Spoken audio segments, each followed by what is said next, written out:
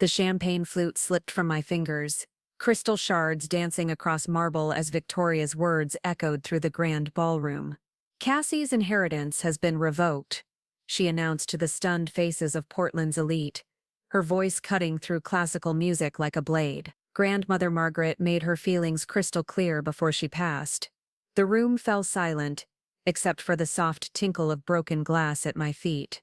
What my aunt didn't know was that 3 hours earlier, Eleanor Whitfield had called with news that would turn their celebration into my vindication. The real will had been found, and everything they thought they knew about Grandmother Margaret's final wishes was about to crumble faster than their perfectly constructed lies. Before we jump back in, tell us where you're tuning from, and if this story touches you, make sure you're subscribed, because tomorrow I've saved something extra special for you. 3 months before that devastating moment at the country club, I stood in my cramped Pearl District apartment, staring at the funeral program from Grandmother Margaret's service. The elegant script spelled out Margaret Eleanor Bennett, 1934-2024.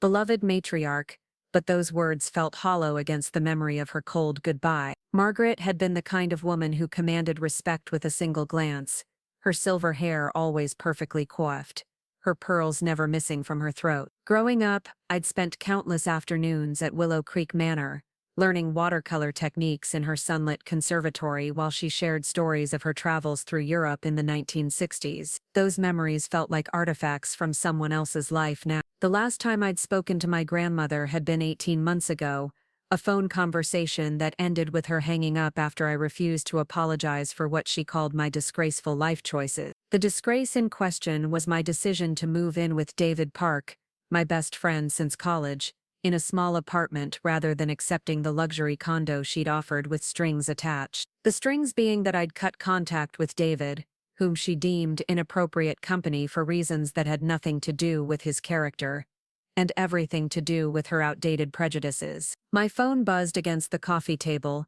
dragging me from the spiral of regret. David's name flashed on the screen, and I answered with a sigh that spoke volumes. "Hey," I managed, my voice hoarse from another sleepless night. "Cass, you've been hiding in that apartment for 3 days." David's warm voice carried concern wrapped in gentle scolding. "Margaret's funeral was Monday.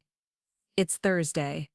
Even grief needs fresh air." Through our thin walls I could hear him moving around the kitchen, probably making his signature stress relief smoothies that tasted like lawn clippings, but somehow always made me feel better. "I wasn't invited to the funeral," I reminded him, pulling my grandmother's old quilt tighter around my shoulders. The irony wasn't lost on me that I was finding comfort in something she'd made with her own hands while mourning a relationship that had died long before she did. "Since when has that stopped you from doing what's right?" David countered.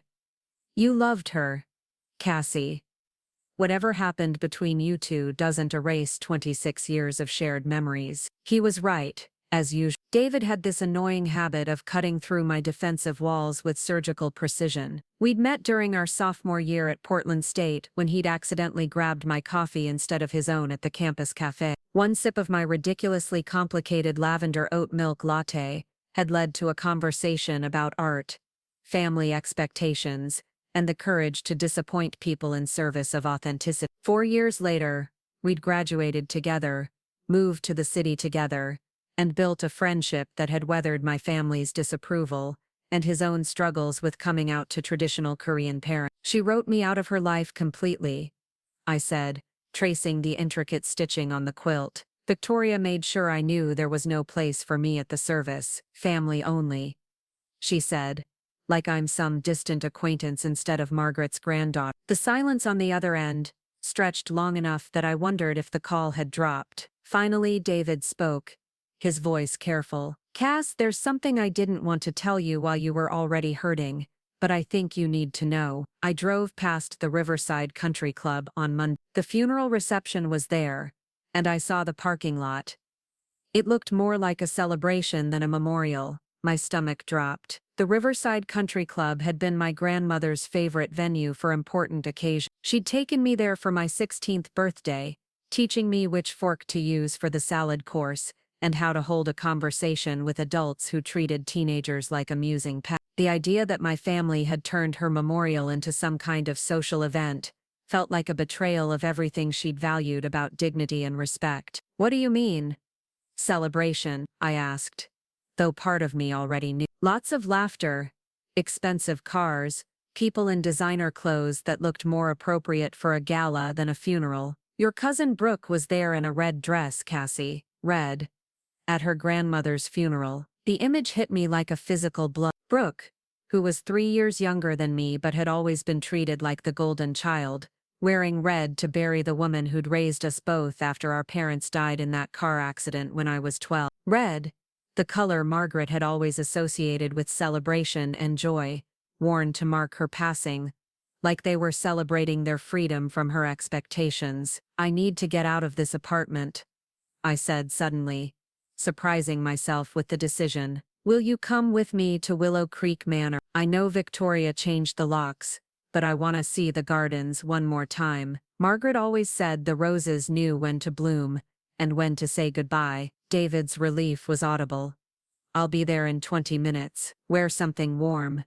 It's starting to rain." The drive to Willow Creek took us through the hills west of Portland, where old-growth trees created cathedral arches over winding roads. David filled the silence with gentle chatter about his latest freelance project, a logo design for a local nonprofit that helped LGBTQ. His work always seemed to carry purpose beyond the paycheck, something I'd been struggling to find in my own career designing marketing materials for corporations that treated creativity like a commodity. Willow Creek Manor sat at the end of a quarter-mile driveway lined with oak trees that Margaret had planted in the night. The house itself was a masterpiece of 1920s architecture, all clean lines and elegant proportions, with a wraparound porch that overlooked 5 acres of meticulously maintained garden. As we pulled up to the circular drive, I felt the familiar mixture of awe and intimidation that the house had always inspired. "It's bigger than I remembered," David murmured,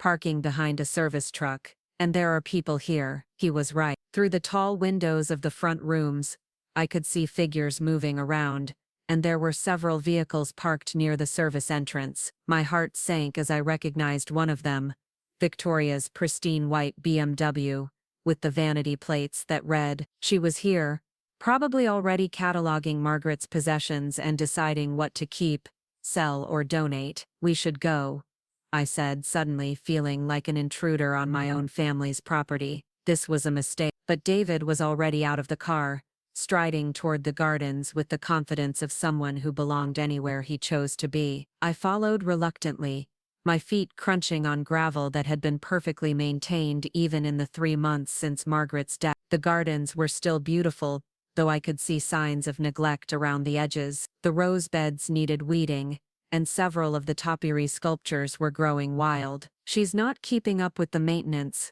I observed, kneeling beside a patch of Margaret's prized hybrid tea roses. The soil was dry despite the recent rain, and several of the bushes showed signs of disease. "Maybe she doesn't know how," David suggested gently.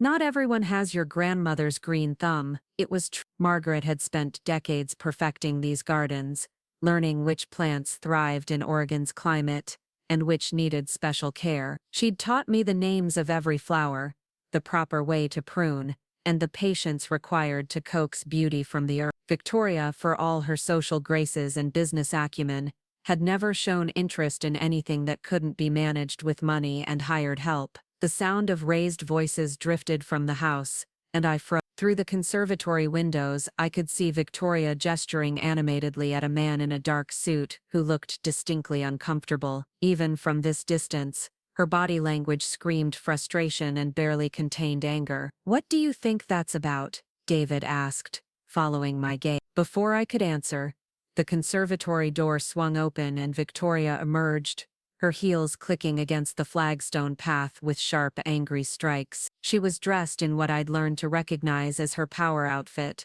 a tailored black suit that probably cost more than I made in 2 months, paired with jewelry that caught the weak afternoon light, like tiny suns. Her blonde hair was pulled back in a style that emphasized her sharp cheekbones and the tight line of her mouth. She spotted us before we had a chance to retreat, and her expression shifted from frustration to outright fury. "What are you doing here?" she demanded, striding toward us with the kind of purposeful energy that had made her one of Portland's most successful real estate developers. "This is private property, Cassandra." The use of my full name was a calculated insult. Victoria knew I preferred Cassie, had known it since I was 12 years old and staying in her guest room while Margaret arranged for my permanent residence at the manor. She'd been kind then, or at least had performed kindness well enough to fool a grieving child. That version of Victoria felt like a stranger now. "I wanted to see the gardens," I said, standing slowly and brushing dirt from my knees. "To remember her, how convenient." Victoria's laugh was sharp enough to cut glass. "You couldn't be bothered to remember her while she was alive, but now that she's gone, you want to play the devoted granddaughter?" The accusation hit its mark, sending heat rushing to my cheek. David stepped closer to my side, a subtle show of support that Victoria noticed with a dismissive glance. She'd never bothered to hide her distaste for my friendship with David, though she was careful to couch her objections in terms of appropriate social circles, rather than the bigotry that actually motivated them. "Margaret and I had our differences," I said, fighting to keep my voice steady. "That doesn't mean I didn't love her." "Love?" Victoria's eyebrows rose in theatrical surprise. "Is that what you call abandoning her when she needed family most, when she was ill and alone, dealing with doctors and treatments, and the reality of her mortality? Where were you, Cassandra? Living in your little bohemian apartment, playing artist while the woman who raised you faced death without the granddaughter she'd sacrificed everything for." The words landed like physical blows, each one designed to find the soft spots in my armor of guilt and regret. I wanted to defend myself, to explain that Margaret had been the one to cut contact, that I'd tried calling and been hung up on, that I'd sent letters that went unanswered. But the truth was more complicated than Victoria's version, and certainly more complicated than my own defensive narrative. "I didn't know she was sick," I managed, the admission feeling like swallowing glass. "No one told me, because you made it clear you didn't want to be part of this family anymore," Victoria shot back. "You chose your lifestyle over your legacy, Cassandra." Margaret respected that choice, even if it broke her heart. The man in the dark suit had emerged from the conservatory, and was approaching us with the careful steps of someone walking through a minefield. He was probably in his 50s, with graying hair and the kind of gentle demeanor that suggested he spent his days mediating family disputes. When he cleared his throat softly, Victoria whirled toward him with barely contained impatience. "Miss Hayes," he said, his voice carrying the practiced calm of a professional counselor, "perhaps we should continue our discussion inside. This is obviously a difficult time for everyone. Mr. Patterson is from the estate management company," Victoria explained to me with icy politeness. "We're discussing the best way to handle Margaret's assets, while the probate process moves forward. Not that it concerns you anymore." The dismissal was clear, but something in Patterson's expression caught my attention. He was studying me with curious intensity, as if trying to solve a puzzle. When our eyes met, he nodded slightly, a gesture that felt significant though I couldn't understand why. "Actually," Patterson said, his tone carefully neutral, "Miss Bennett, would you have a few minutes to speak? There are some questions about your grandmother's final months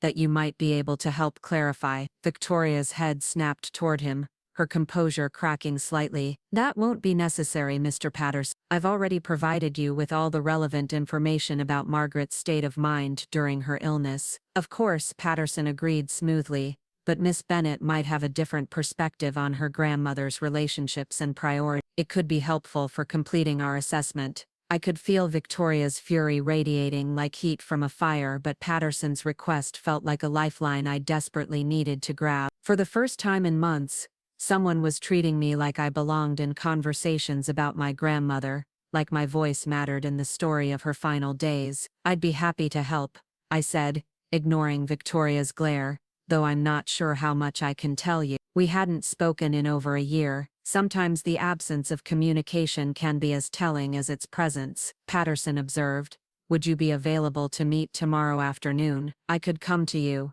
if that would be more convenient." David squeezed my shoulder gently, a reminder that I wasn't facing this alone. "Yes," I said, surprising myself with the firmness in my voice. I'd like that very much. Victoria opened her mouth to object, but Patterson was already pulling a business card from his jacket pocket. Excellent. Shall we say 2 o'clock? I'll call to confirm the address. As Patterson headed back toward the house, Victoria stepped closer to me, her voice dropping to a whisper that carried more menace than her earlier shouting. Don't get your hopes up, Cassandra. Margaret's will was very specific about her wishes. You made your choice, and she made hers. No amount of manipulation or sob stories will change what's already been decided.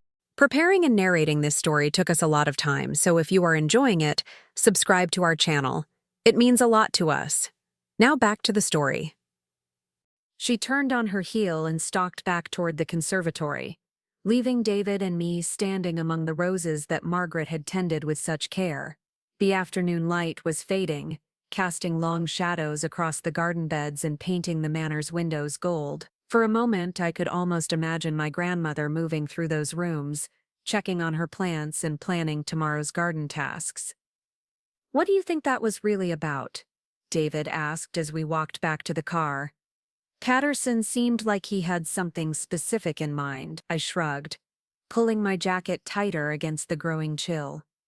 Probably just routine questions for the estate assessment. Victoria's being dramatic, but she's not wrong about the will. Margaret made her feelings clear when she stopped taking my calls, but as we drove back toward the city, I couldn't shake the feeling that Patterson's interest went deeper than routine questions.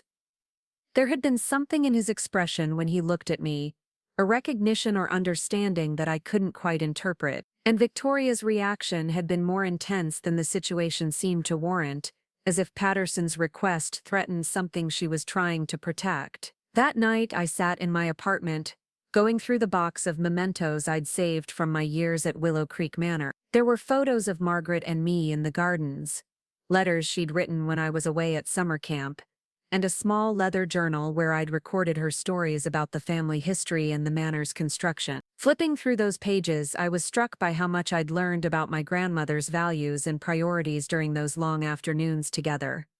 Margaret had been a woman of strong principles, someone who believed in loyalty, integrity, and the importance of family legacy. She'd also been remarkably progressive for her generation, supporting causes that many of her social circle viewed with suspicion. The woman who'd taught me about art and literature and the responsibility that came with inherited wealth wasn't someone who would cut off a grandchild without giving them a chance to explain or make amends. But then again, maybe I'd never really known her as well as I thought. Maybe the warmth and affection I remembered were just the indulgence of an old woman toward a child, easily withdrawn when that child grew up and made choices that disappointed her. The uncertainty gnawed at me as I finally fell asleep clutching one of her old letters, the paper soft with age and yellowed around the edges. The next morning dawned gray and drizzly, typical for Portland in late October. I spent the morning attempting to work on a logo design for a local restaurant, but my concentration was scattered and my sketches looked like the artistic equivalent of nervous energy. By noon, I'd given up and was pacing the apartment, checking the clock every few minutes and rehearsing what I might say to Patterson. David had left early for a client meeting, but he'd stuck a note to the bathroom mirror that read, "Remember, you belong in this story. Don't let anyone convince you otherwise."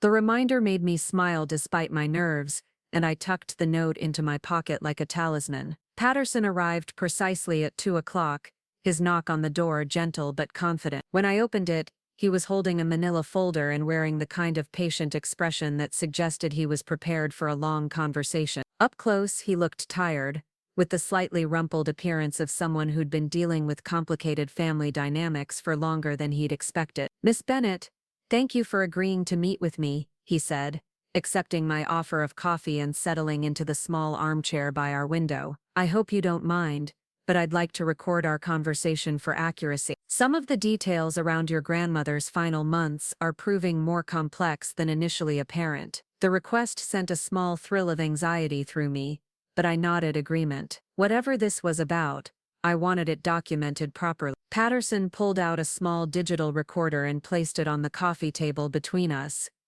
its red light blinking like a tiny heartbeat. "Let's start with the basics," he said, consulting his notes. When was the last time you had contact with your grandmother? January of last year, I answered, the date etched in my memory like scar tissue. We had a phone conversation that ended badly. She hung up on me, and when I tried calling back, Victoria told me that Margaret didn't want to speak with me anymore. Patterson made a note, his pen scratching softly against paper. Can you tell me what the conversation was about? The memory was still painful, but I forced myself to recount the details. Margaret had called to invite me to a family dinner at the manor, her first overture in months after our ongoing disagreement about my living situation. I'd been hopeful that she was ready to move past our differences, but the invitation came with conditions.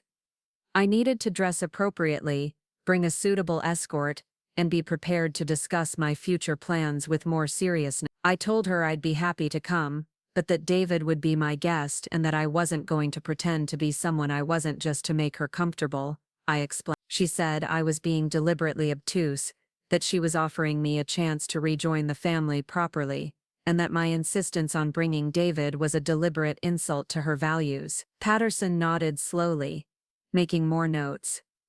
And how did the conversation end? I told her that David was my family too, and that if she couldn't accept that, then maybe we didn't have as much in common as I'd thought. She said I was throwing away everything she'd given me for the sake of making a point, and that she was tired of watching me waste the opportunities she'd created. Then she hung up. The words sounded even harsher in the retelling, stripped of the emotional context that had made them feel like mortal wounds at the time. Patterson listened without judgment, occasionally asking for clarification but mostly just letting me speak. After that, I continued, I tried calling several times over the next few weeks, but she wouldn't take my calls. Victoria finally told me that Margaret felt I'd made my priorities clear, and that she wasn't going to keep subjecting herself to what she saw as my deliberate rejection of family values. And you didn't attempt contact after that? The question hit one of my sorest points. I wrote letters, I said quietly.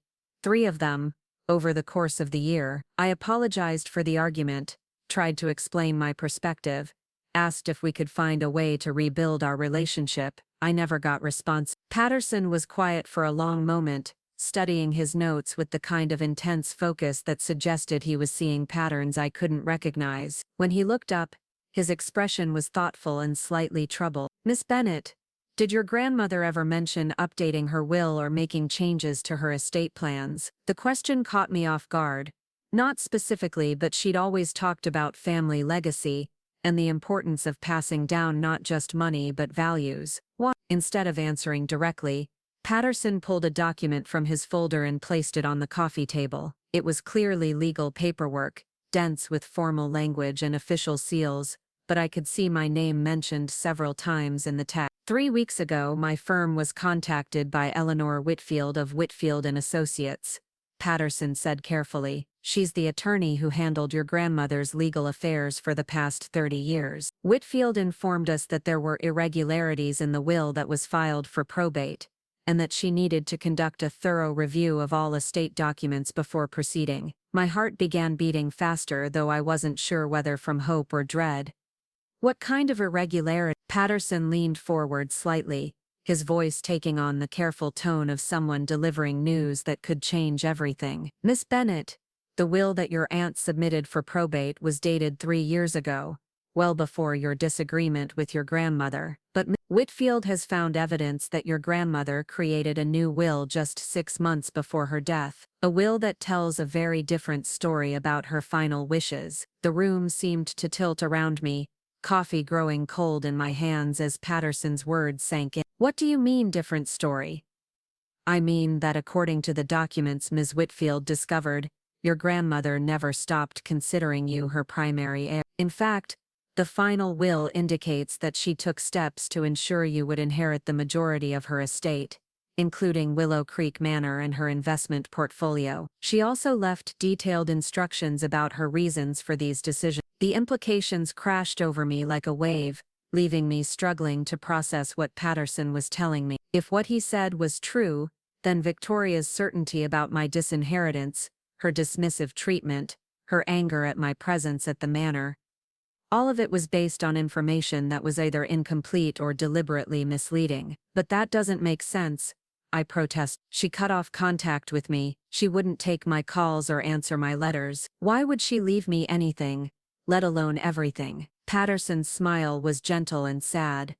Perhaps, Miss Bennett, your grandmother's silence wasn't rejection. Perhaps it was protection. According to Miss Whitfield, your grandmother was dealing with some very serious concerns about family members who might try to influence her decisions if they knew about her true intention. The recorder continued its quiet documentation as Patterson explained that Eleanor Whitfield wanted to meet with me as soon as possible, that there were documents I needed to see, and that the probate process was being suspended pending a full investigation into the circumstances surrounding Margaret's final month. As Patterson gathered his materials and prepared to leave, I sat in stunned silence, trying to reconcile the grandmother I'd mourned as lost with this version who'd apparently been protecting me from a distance. The afternoon light was fading outside our windows, casting the apartment in the same golden glow I'd seen at Willow Creek Manor the day before. Miss Bennett, Patterson said as he reached the door, there's one more thing you should know.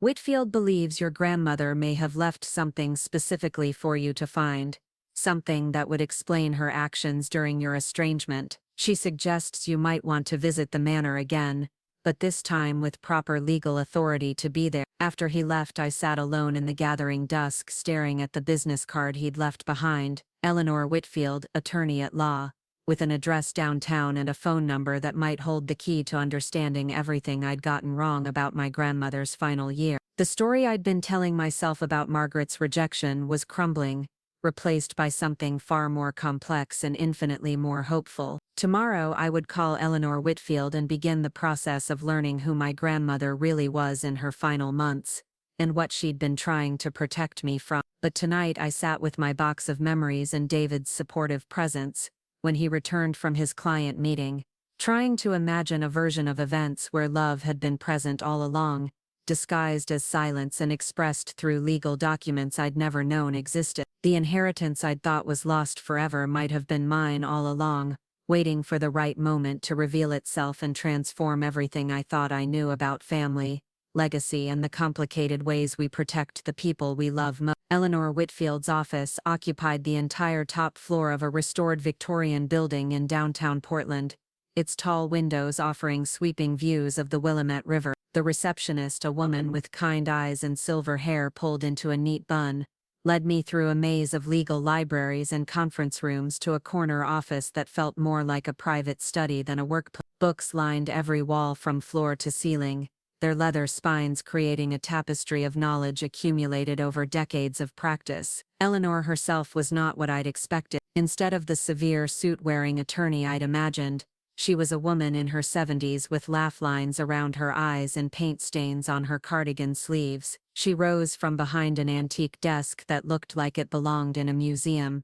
extending a hand that was both firm and warm. "Cassandra, thank you for coming so quickly," she said, her voice carrying the slight rasp of someone who'd spent years speaking in courtrooms. "Your grandmother spoke of you often during our final meetings. I feel as though I know you already." The statement sent a jolt through me, challenging everything I'd believed about Margaret's feelings during our estrangement. "She talked about me." Eleanor gestured to a seating area near the windows, where two leather chairs faced each other across a small table set with tea served. The china was delicate, painted with roses that reminded me of Margaret's garden, and I wondered if Eleanor had chosen it deliberately. "Margaret talked about you constantly," Eleanor said, settling into her chair with the careful movements of someone managing arthritis. "She was incredibly proud of your artistic talent, your independence, your willingness to stand up for your principles even when it cost you something precious. She worried that she'd damaged your relationship beyond repair,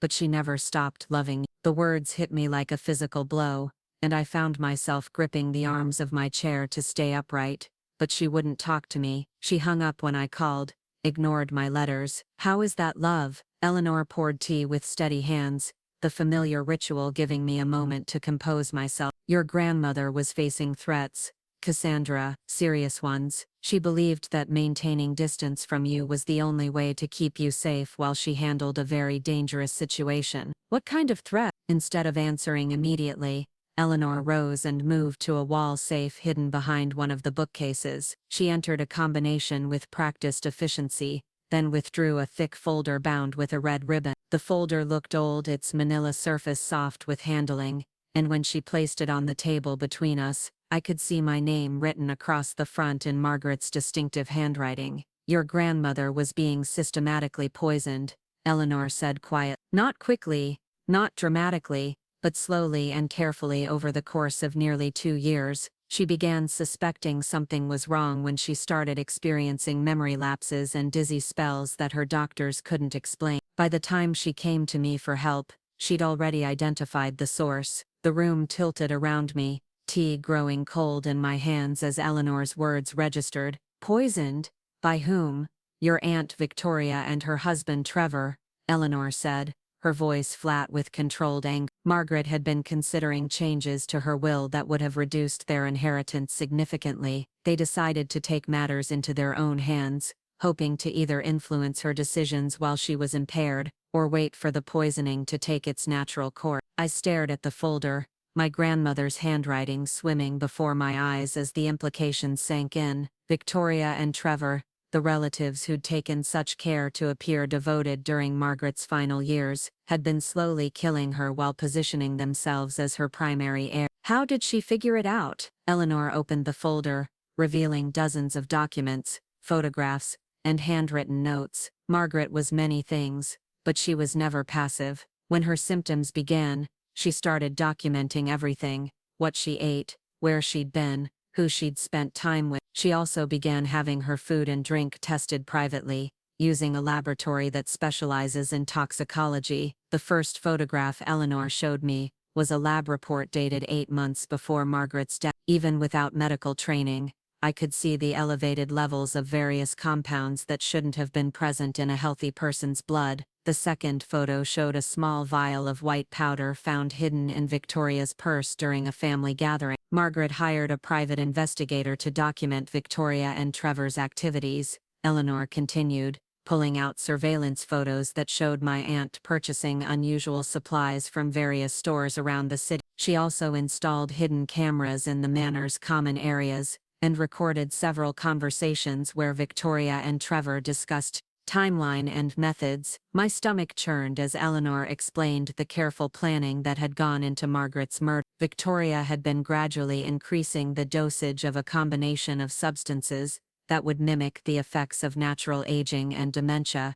hoping to either drive Margaret to change her will in their favor, or simply wait for the toxins to accumulate to lethal level. "Why didn't she go to the police?" I asked, my voice barely above a whisper. "She tried," Eleanor said grimly. "But Victoria and Trevor were very careful, and the evidence wasn't strong enough for criminal charges. The police said it could be explained by natural health decline, stress, or even hypochondria." Margaret realized she needed to handle this differently. Eleanor pulled out another set of documents, these ones bearing official seals and legal language that I recognized as will modifications. 6 months before her death, Margaret came to me with a plan. She would pretend to be succumbing to the effects of the poisoning, letting Victoria and Trevor believe their scheme was working. Meanwhile, she would gather more evidence and make arrangements to ensure justice was served after her death. "That's why she stopped taking my calls," I said, understanding beginning to dawn. "She was protecting me from getting involved." "Exactly.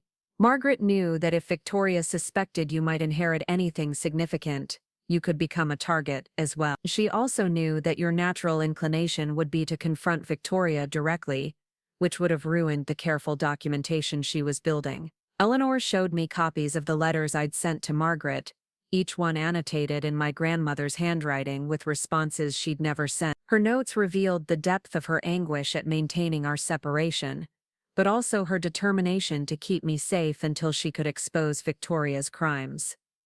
"She read every word you wrote," Eleanor said softly. "She kept your letters in her bedside table and reread them constantly. Her responses are in this folder too.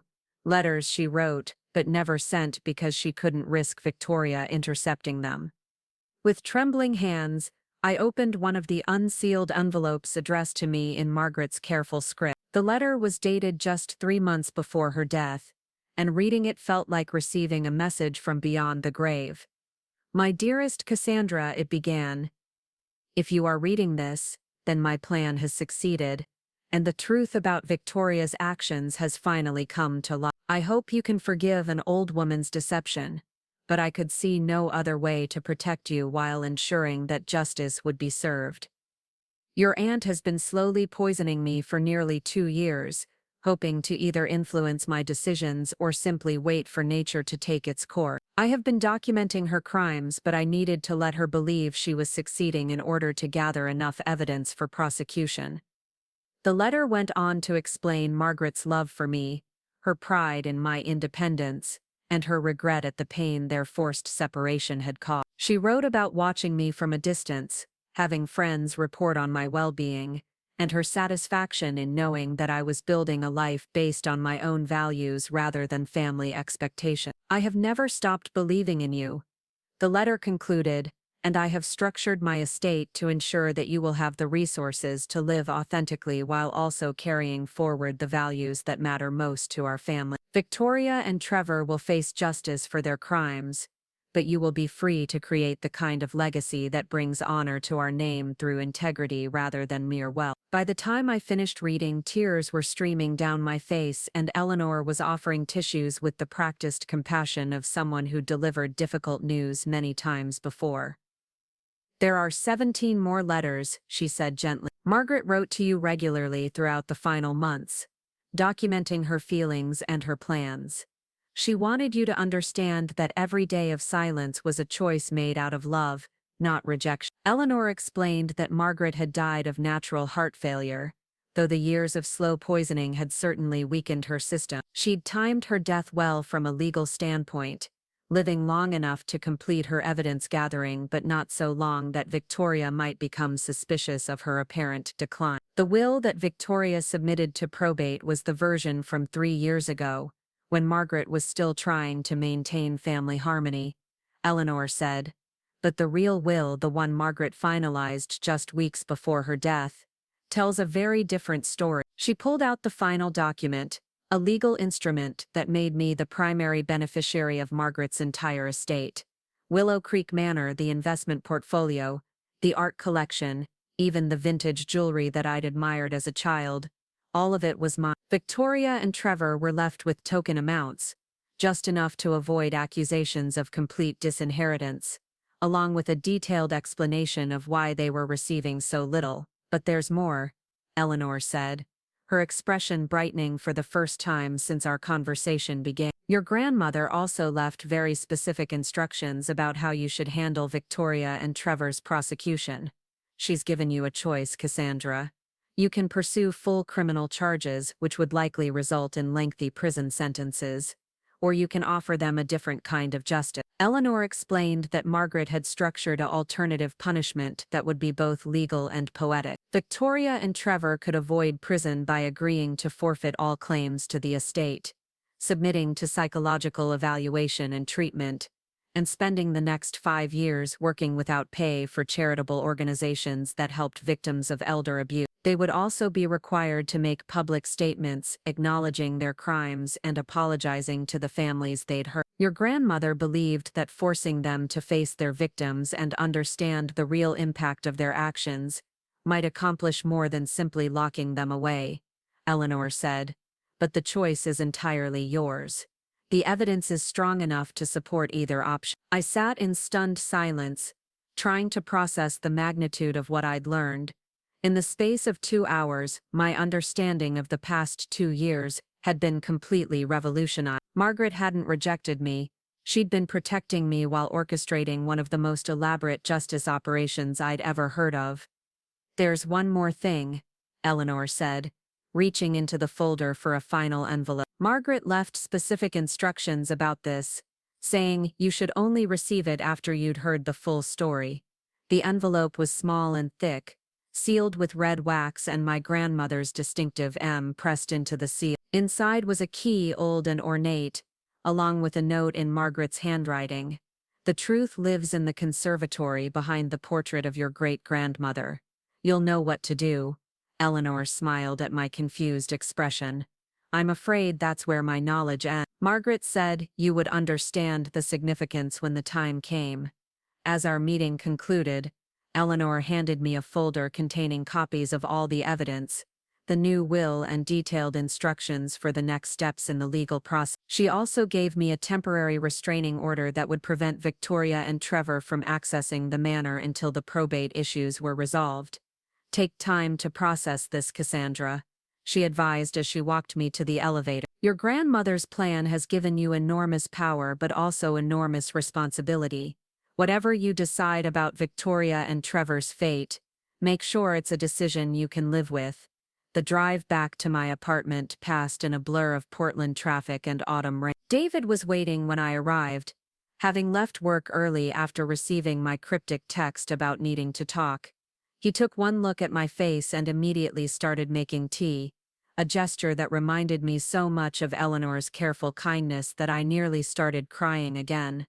"How bad is it?" he asked, settling beside me on the couch with the kind of patient attention that had sustained our friendship through 4 years of various crises.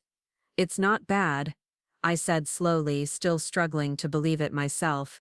"It's impossible and wonderful and terrifying all at once." I told him everything, watching his expression shift from confusion to amazement to outrage as the full scope of Victoria's crimes became clear. David had always been protective of me, but I could see genuine anger building in his eyes as he understood how thoroughly I'd been manipulated and hurt. "So Margaret never stopped loving you," he said when I finished. "She was basically running a one-woman detective operation, while pretending to be a helpless old lady. And she left me everything," I added, still struggling to accept the reality. "The manor, the money, the cars, even her art collection. Victoria gets almost nothing, and Trevor gets less than nothing." David was quiet for a long moment, processing the implications. "What are you going to do about the prosecution? That's a huge decision, Cass." The question had been nagging at me since leaving Eleanor's office. On one hand, Victoria and Trevor had committed serious crimes that deserved serious punishment. They'd slowly tortured an elderly woman for financial gain, and they'd caused me tremendous emotional pain in the process.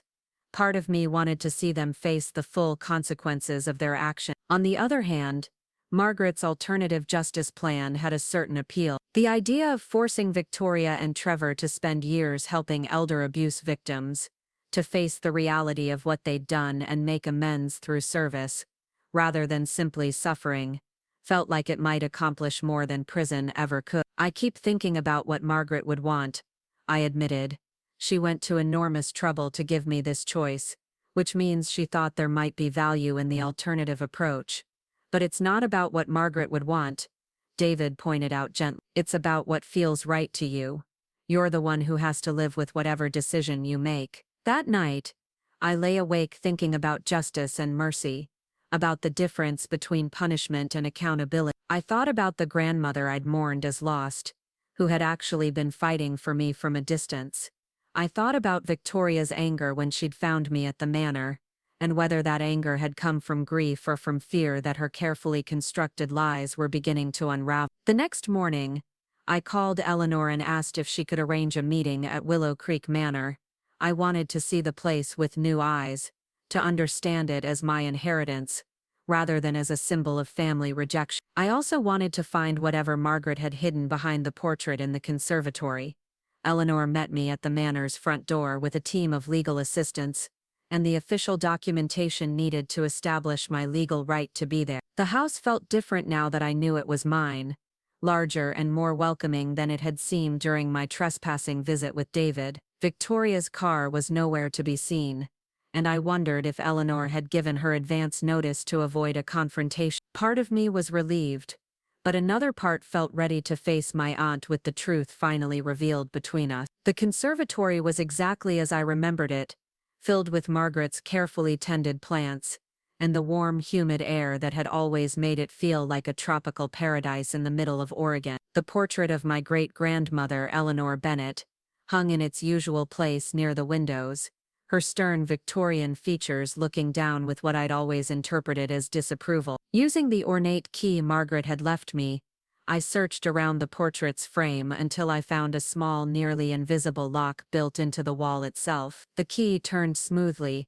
and a section of the wall swung open to reveal a hidden compartment that I'd never suspected existed. Inside were dozens of leather-bound journals, their pages filled with Margaret's handwriting in various inks and dating back decades. There were also photographs, legal documents, and what appeared to be a complete genealogy of our family's history in Portland. But the item that caught my attention immediately was a letter addressed to me in fresh ink, dated just 1 week before Margaret's death. "My darling granddaughter," the letter began, "if you are reading this, then Eleanor has successfully guided you through the legal maze I created to protect you and expose Victoria's crime. I hope you can forgive the deception, but I could see no other way to ensure both your safety and justice for the wrongs that have been committed." The letter went on to explain that the journals contained the complete history of our family's wealth, including details about investments and business decisions that had been hidden from other family members for generations. Margaret had been far wealthier than anyone knew,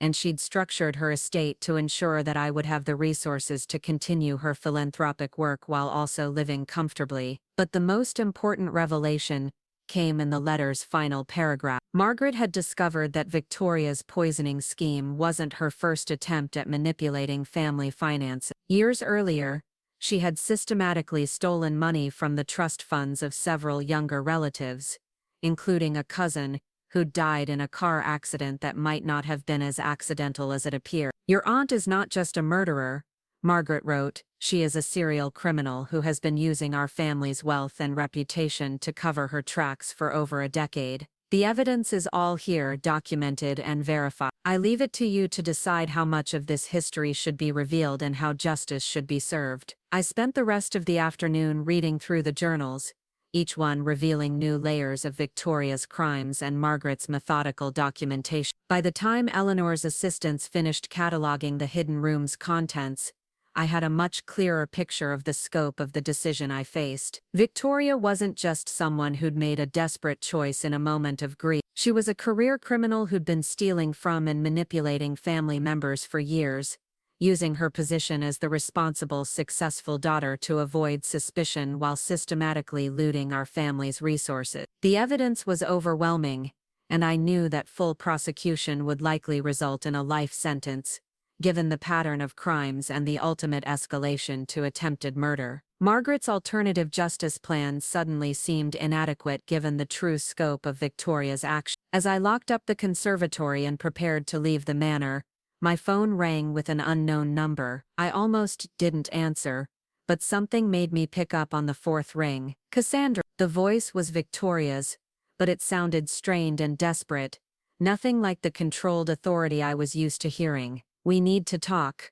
I know Eleanor has been filling your head with lies about me, but there are things you don't understand. Things about Margaret's mental state in her final months." The audacity of the call took my breath away. Even now, knowing that I had evidence of her crimes, Victoria was still trying to manipulate the narrative and paint herself as the victim. "Where are you calling from?" I asked, surprised by how calm my own voice sounded. "I'm at the house, at Willow Creek." Victoria said, "I saw your car leaving, and I know you've been talking to lawyers and investigators. Cassandra, I love you like my own daughter, and I can't stand the idea that you're being turned against me by people who don't understand our family's complexities." The lie was so blatant, so perfectly crafted to appeal to my desire for family connection, that I almost admired its construction. Victoria had always been skilled at reading people and telling them exactly what they wanted to hear. It was probably how she'd maintained her crimes for so long without arousing suspicion. "I'll meet you there in 30 minutes.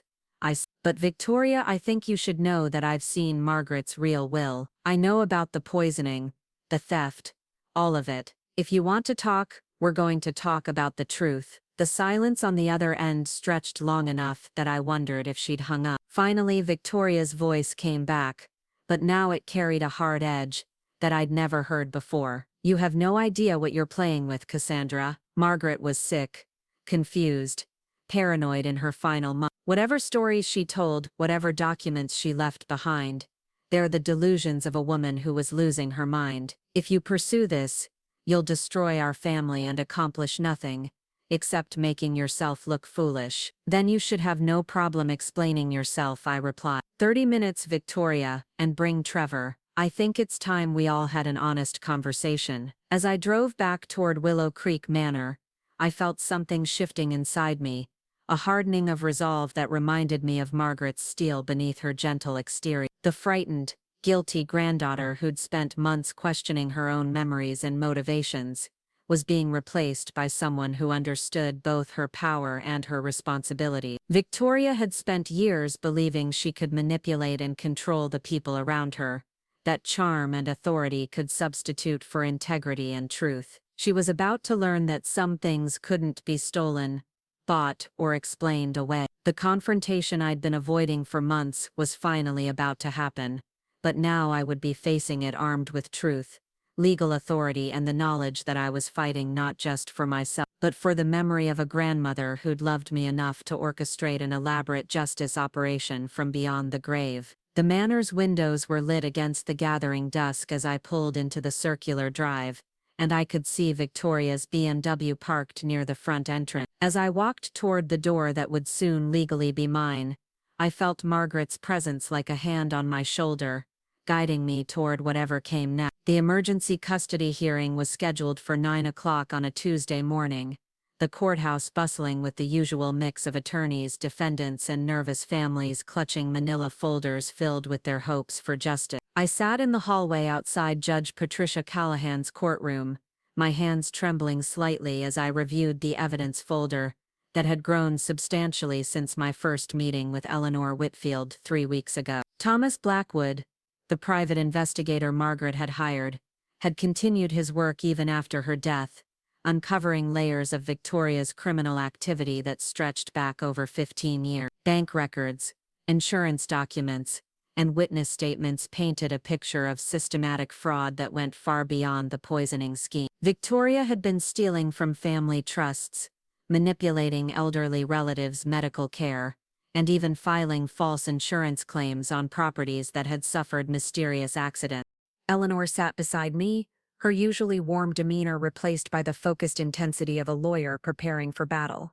She'd spent the past week coordinating with prosecutors, victim advocates, and financial crimes specialists to ensure that every aspect of Victoria's criminality would be presented clearly and comprehensively to the judge. "Remember," Eleanor said quietly, "today is about establishing the pattern of criminal behavior and getting the restraining orders extended.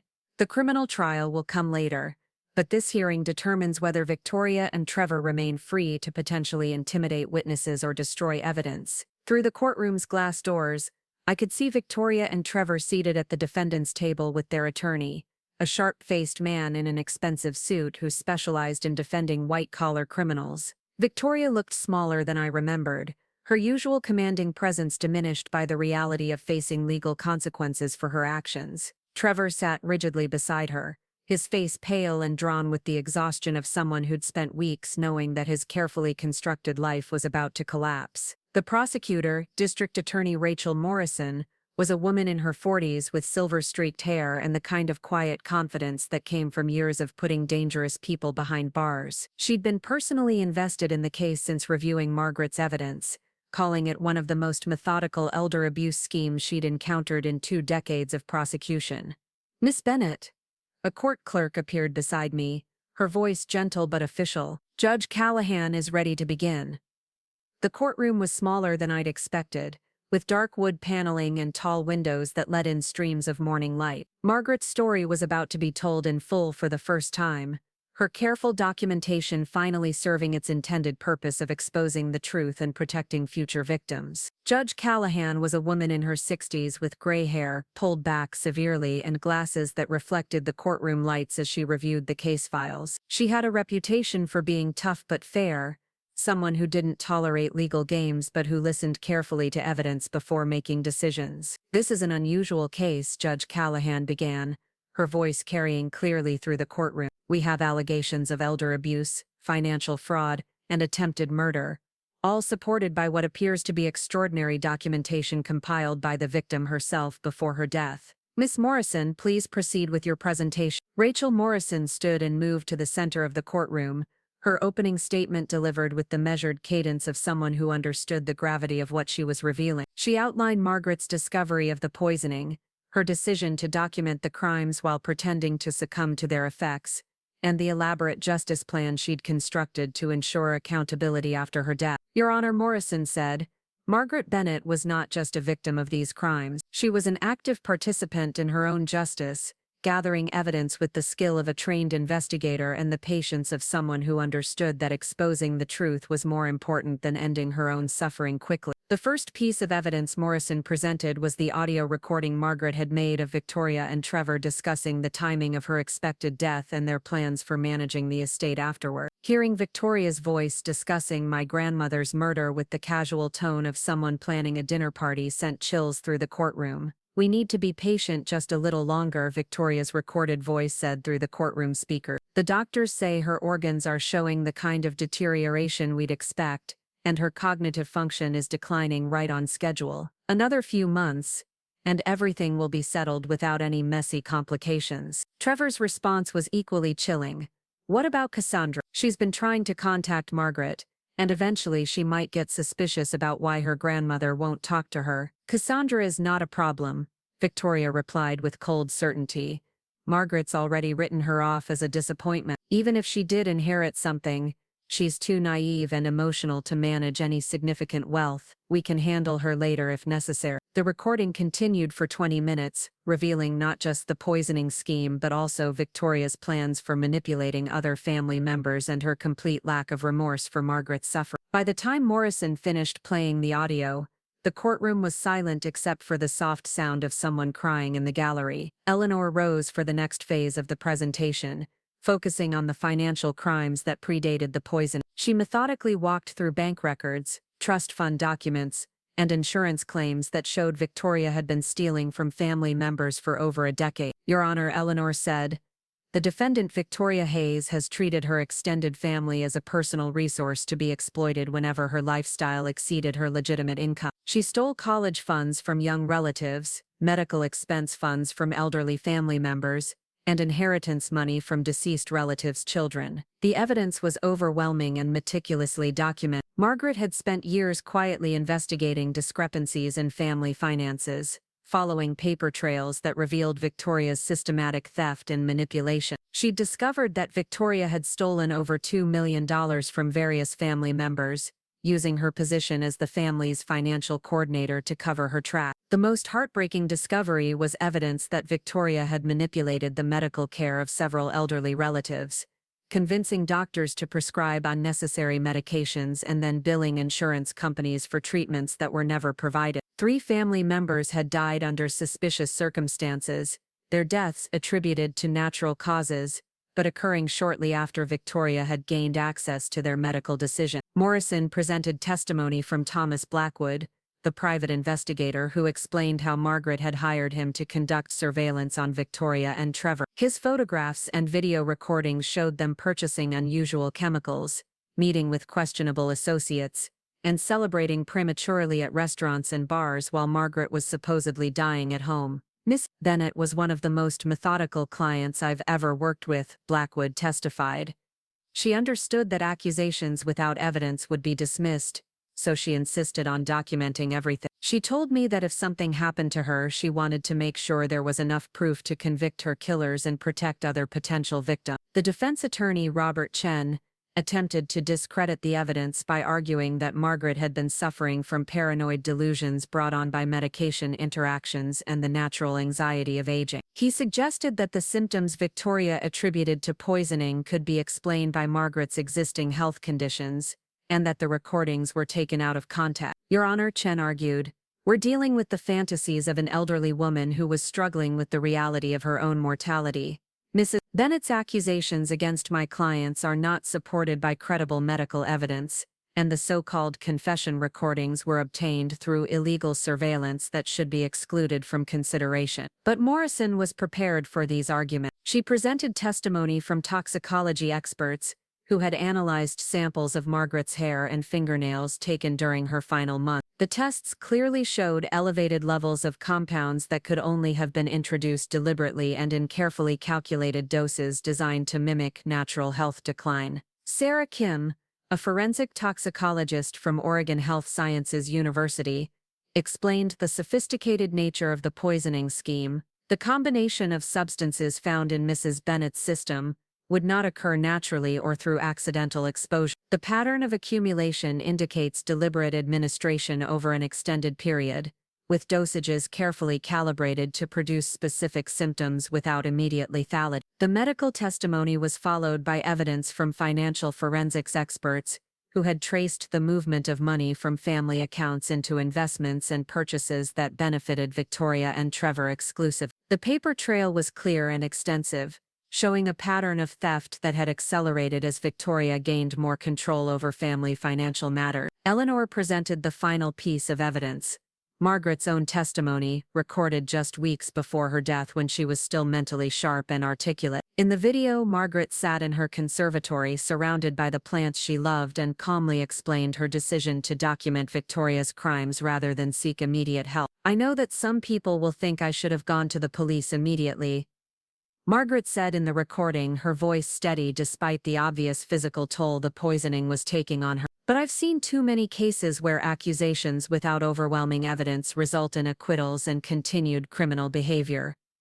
Victoria is intelligent, charming, and skilled at manipulation. I knew that unless I could present irrefutable proof of her crimes, she would find a way to avoid consequences and potentially hurt other family members." Margaret went on to explain her love for me, her regret about our forced separation, and her hope that revealing the truth would not only bring justice but also restore my faith in family bonds. She spoke directly to the camera, her words clearly intended for me to hear. "Cassandra, if you're watching this, I want you to know that every day of silence between us was a choice made out of love, not rejection. I could not risk Victoria discovering that you were still important to me, because I knew she would see you as a threat to her plan. I hope you can forgive an old woman's deception and understand that protecting you was more important to me than easing my own loneliness." By the time Margaret's testimony finished, there wasn't a dry eye in the courtroom. Even Judge Callahan had to pause for a moment to compose herself before addressing the attorneys. "I've been on this bench for 22 years, Judge Callahan said,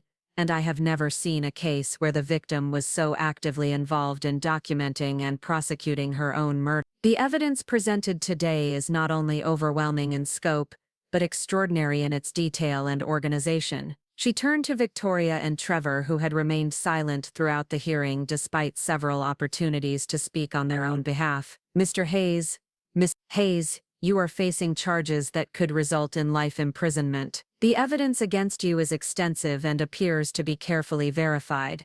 Do you wish to make any statement at this time?" Victoria stood slowly, her usual composure finally cracking under the weight of public exposure. For a moment she looked like she might try to maintain her innocence or offer some explanation for the evidence, but then her shoulders sagged, and she sat back down without speaking. Trevor remained seated, staring at his hands folded in his lap. The confident, successful businessman who had charmed his way into the family's trust looked broken and defeated, aged years in the space of a few hours. Judge Callahan reviewed her notes for several minutes before delivering her ruling. "Based on the evidence presented today, I am granting all requested restraining orders and freezing all assets pending the outcome of criminal proceedings. Mrs. Hayes and Mr. Hayes will surrender their passports and remain within the state of Oregon until trial. I am also ordering immediate restitution of all identified stolen funds to be held in escrow for distribution to victims." The judge paused,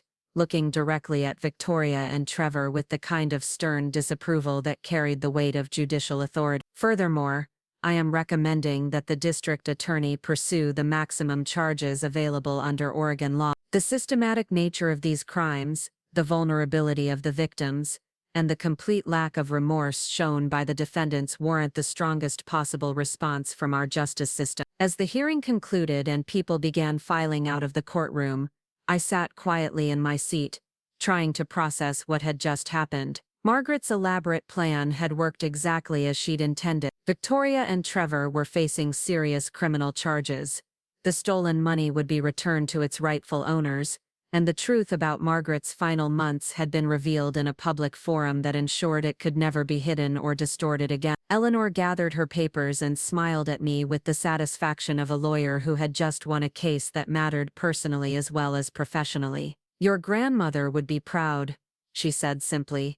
"Justice has been served and her legacy is secure." But as I watched Victoria and Trevor being led away by bailiffs, I felt an unexpected mixture of triumph and sadness. These were people who had been part of my family for my entire life, who had attended my birthday parties and graduation ceremonies, who had seemed to care about my well-being even when they disagreed with my choices. The revelation of their true nature was a victory for justice, but it was also a profound loss of innocence about the people I had trusted. Outside the courthouse, a small group of reporters had gathered, drawn by the unusual nature of the case and the dramatic evidence that had been presented. Morrison held a brief press conference, explaining that the case would serve as a model for prosecuting elder abuse and encouraging other victims to come forward with their own story. Margaret Bennett's courage in documenting her own victimization has not only ensured justice in her specific case, but has also provided law enforcement with a roadmap for investigating similar crimes.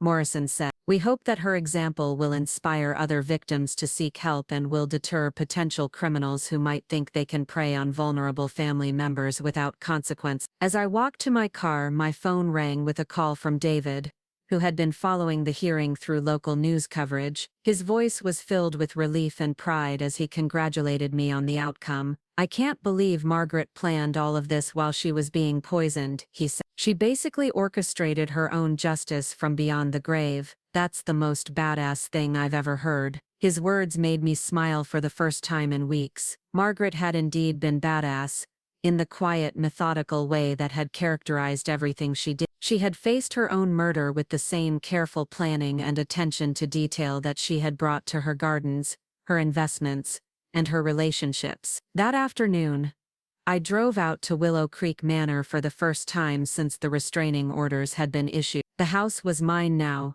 legally and unambiguously, along with all of Margaret's other assets, but more importantly, I was finally free to grieve my grandmother properly, without the burden of believing that she had rejected me in her final month. I spent the afternoon in the conservatory, reading through more of Margaret's journals and letters. Each page revealed new depths to her love for me and her anguish at having to maintain our separation for my own protection. She had documented not just Victoria's crimes, but also her own emotional journey through the investigation, her fears about whether I would understand her choices, and her hopes for the kind of life I would build with the inheritance she was leaving me. One journal entry, written just a month before her death, particularly moved me.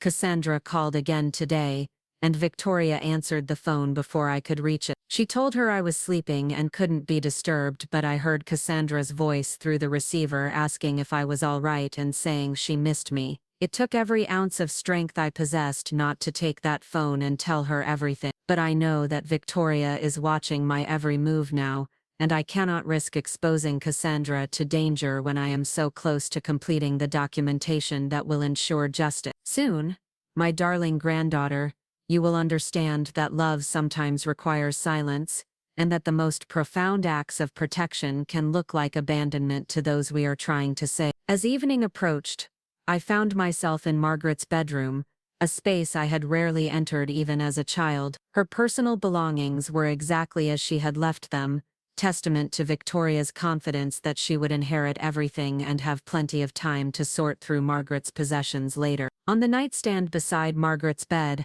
I found a small stack of photographs that she had apparently looked at regularly during her final month. They were pictures of me at various ages, as a toddler in the garden, as a teenager painting in the conservatory, as a young adult at my college graduation. Tucked among the photos was a recent picture that I didn't remember posing for, showing me and David laughing together at a local coffee shop. The image brought tears to my eyes as I realized that Margaret had been keeping track of my life even during our estrangement, probably through mutual friends or hired investigators. She had known about my friendship with David, my work as a graphic designer, my small apartment in the Pearl District. She had been present in my life in ways I had never suspected, watching over me from a distance while she dealt with the threat that Victoria represented. That night, I stayed at the manor for the first time since moving out 8 years earlier. The house felt different now that I knew it was mine, less intimidating and more welcoming. I slept in the guest room where I had stayed as a child,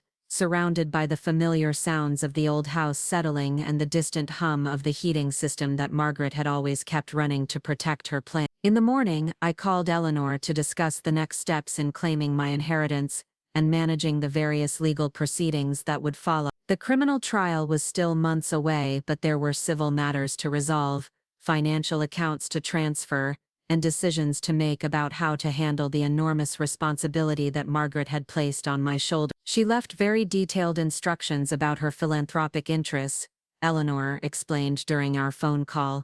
Margaret wanted you to continue supporting the organizations she cared about, but she also encouraged you to find your own causes and develop your own approach to giving. She believed that wealth should be used to solve problems and help people, not just accumulated for its own sake. Eleanor also mentioned that several family members had reached out through attorneys, some expressing support for my inheritance, and others demanding their own shares of Margaret's estate. The will was clear and legally binding, but Eleanor warned that family inheritance disputes could drag on for years if I wasn't prepared to defend Margaret's decisions firmly. Your grandmother anticipated this, Eleanor. She left letters explaining her choices for each family member who might object. She also structured the inheritance in ways that make it very difficult to challenge successfully. But you should be prepared for some family members to be angry and to potentially cut off contact rather than accept the situation. The prospect of further family estrangement was painful,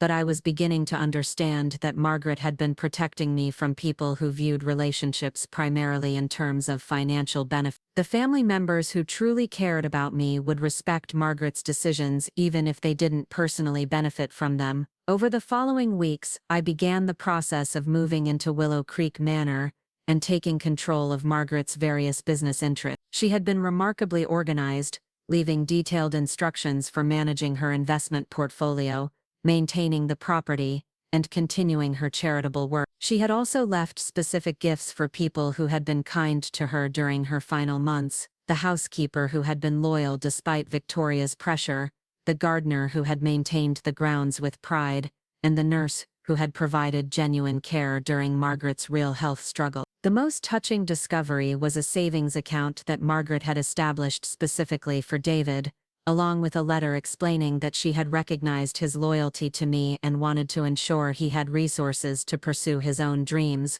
without financial stress. The amount was substantial enough to allow him to start his own design business or pursue graduate school, whichever path he chose. She barely knew me, David said when I showed him the letter and account information. Why would she do something like that? Because she knew you were important to me, I replied. And Margaret believed in taking care of the people who take care of the people she loved. As the criminal trial approached, Thomas Blackwood continued uncovering evidence of Victoria's crime. Additional victims came forward, including elderly neighbors who had trusted Victoria with financial decisions and younger relatives who had never understood why their inheritance money had been delayed or reduced. The scope of Victoria's criminal enterprise was staggering, spanning decades and involving dozens of victims. The media attention surrounding the case had turned Margaret into something of a posthumous hero, with articles praising her methodical approach to exposing elder abuse and encouraging other potential victims to document suspicious behavior by family members. Several advocacy organizations asked to use Margaret's story in their educational materials, and the prosecutor's office began developing new protocols for handling similar cases based on the evidence-gathering techniques Margaret had pioneered. Through it all, I found myself growing into the role that Margaret had envisioned for me. Managing the estate required me to make decisions about investments, property maintenance, and charitable giving that taught me lessons about responsibility and leadership that no amount of formal education could have provided. I was learning to think, not just about my own immediate needs but about the legacy I wanted to create and the impact I could have on other people's lives. The house itself became a source of comfort and inspiration rather than intimidation. I spent hours in the conservatory, tending to Margaret's plants and adding new varieties that reflected my own interests and aesthetic preferences. I converted one of the unused bedrooms into an art studio, finally having the space and light to pursue painting seriously for the first time since college. Most importantly, I began to understand the depth of Margaret's love for me, and the sacrifice she had made by maintaining our separation during her final months. Every journal entry, every legal document, every careful plan she had made was motivated by her desire to protect me and ensure that I would inherit not just her wealth, but also her values and her commitment to using resources responsibly. The trial was scheduled to begin in 2 months, and Morrison was confident that the evidence would result in lengthy prison sentences for both Victoria and Trevor. But regardless of the legal outcome, Margaret's real victory had already been achieved. The truth had been revealed, justice was being served, and I had been given the opportunity to build a life that honored both my own dreams and my grandmother's legacy. As I sat in the conservatory one evening, watching the sunset paint the garden in shades of gold and rose, I felt Margaret's presence in the beauty she had created, and the love she had protected so carefully. The inheritance she had left me was about more than money or property. It was about understanding that love sometimes requires difficult choices, that family loyalty must be earned rather than assumed, and that the most meaningful legacies are built through years of quiet kindness rather than dramatic gestures. The trial would bring closure to Margaret's story, but my own story was just beginning. I had been given resources, responsibilities, and opportunities that I was determined to use in ways that would make my grandmother proud and help other people facing similar challenges. Margaret had orchestrated one final family gathering, bringing together truth and justice in a way that would protect future generations from the kind of betrayal she had endured. Her legacy would live on not just in the garden she had planted or the house she had maintained, but in the example she had set for standing up to evil even when it came wearing the face of family. 6 months had passed since the trial ended, with Victoria receiving a 25-year sentence, and Trevor getting 18 years for their roles in what the media had dubbed the Manor murder. The courtroom had been packed during the final day of testimony,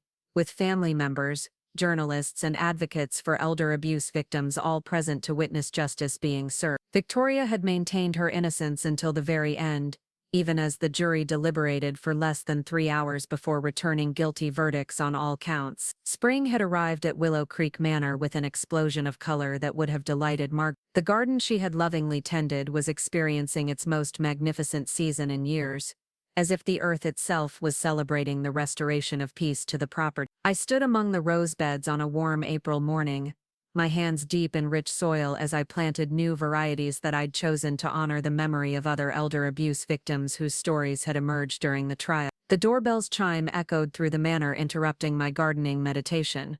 I brushed dirt from my hands and made my way to the front entrance, expecting another delivery from one of the local nurseries that had been helping me expand Margaret's botanical legacy. Instead, I found a young woman in her early 30s standing on the porch, clutching a worn leather briefcase and looking nervous but determined.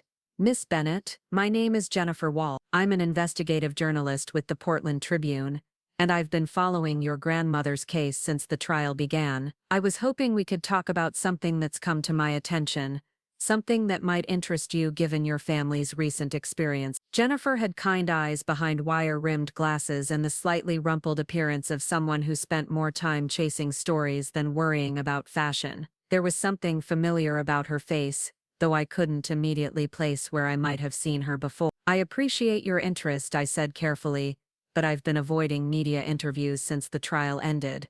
I'm trying to focus on moving forward rather than rehashing the past." "I understand completely," Jennifer replied, "but this isn't about rehashing anything. It's about preventing future tragedies. I've been investigating a pattern of elder abuse cases across the Pacific Northwest, and your grandmother's documentation methods have become a model for other victims who are trying to expose similar crime. There's something happening in Seattle that I think you need to know about." Despite my inclination to decline, something in Jennifer's tone suggested this was more than a routine follow-up.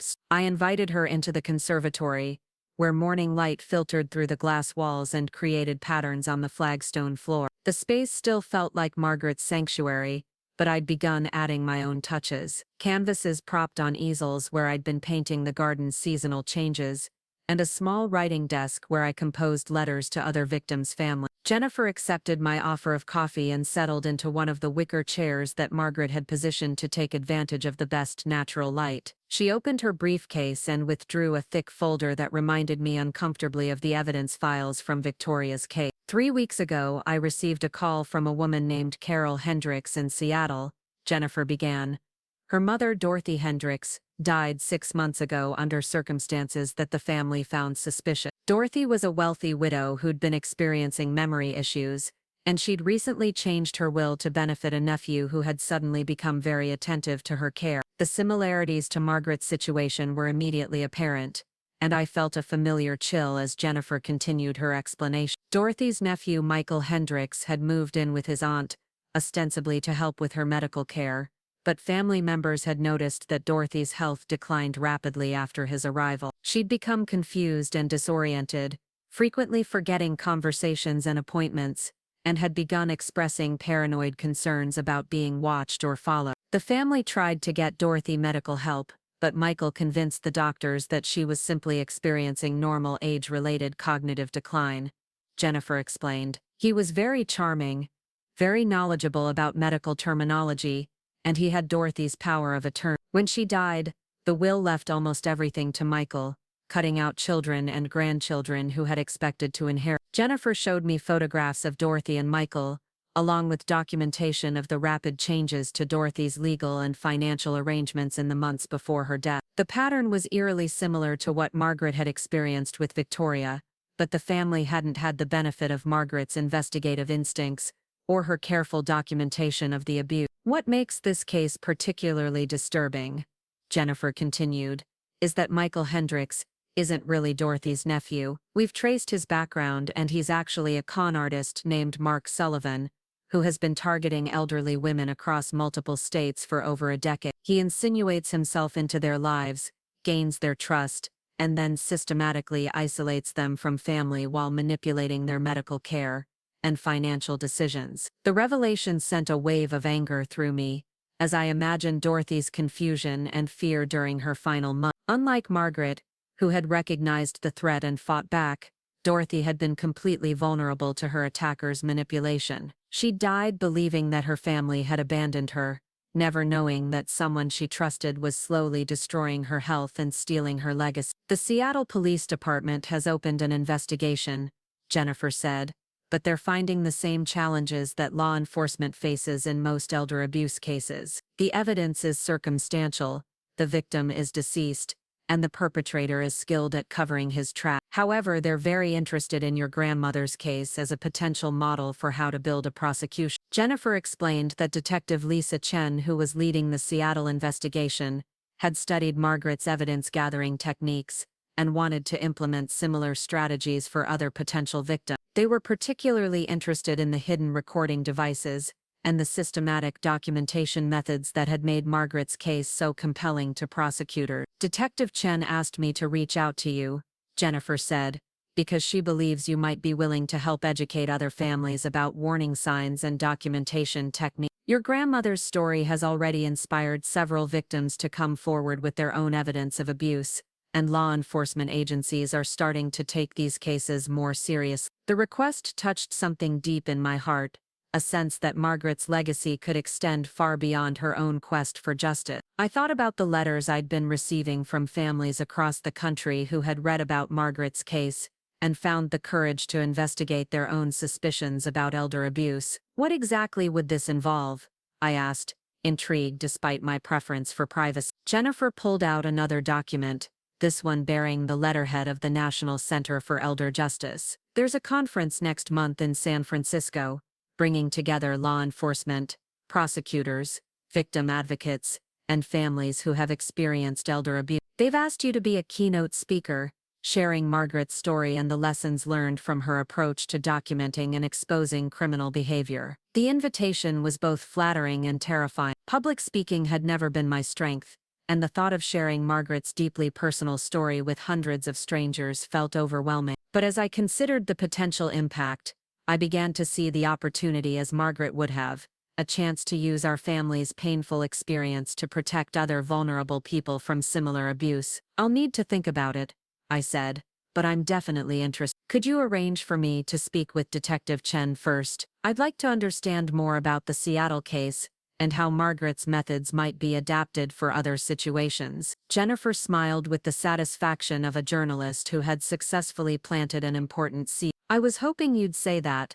Detective Chen is actually in Portland today, meeting with our local district attorney about cross-jurisdictional cooperation on elder abuse cases. Would you be available to meet with her this afternoon? The speed of developments felt reminiscent of the whirlwind period when Margaret's case was breaking open, but this time I felt prepared rather than overwhelmed. I had learned to trust my instincts and to recognize when opportunities aligned with meaningful purposes. 3 hours later, I found myself in a downtown conference room with Detective Lisa Chen, District Attorney Rachel Morrison, and Jennifer Walsh, surrounded by case files and evidence photographs that painted a disturbing picture of elder abuse as a growing epidemic. Detective Chen was a woman in her 40s with graying black hair, and the intense focus of someone who had dedicated her career to seeking justice for society's most vulnerable members. Your grandmother was remarkable, Detective Chen said as she reviewed copies of Margaret's journals and recordings.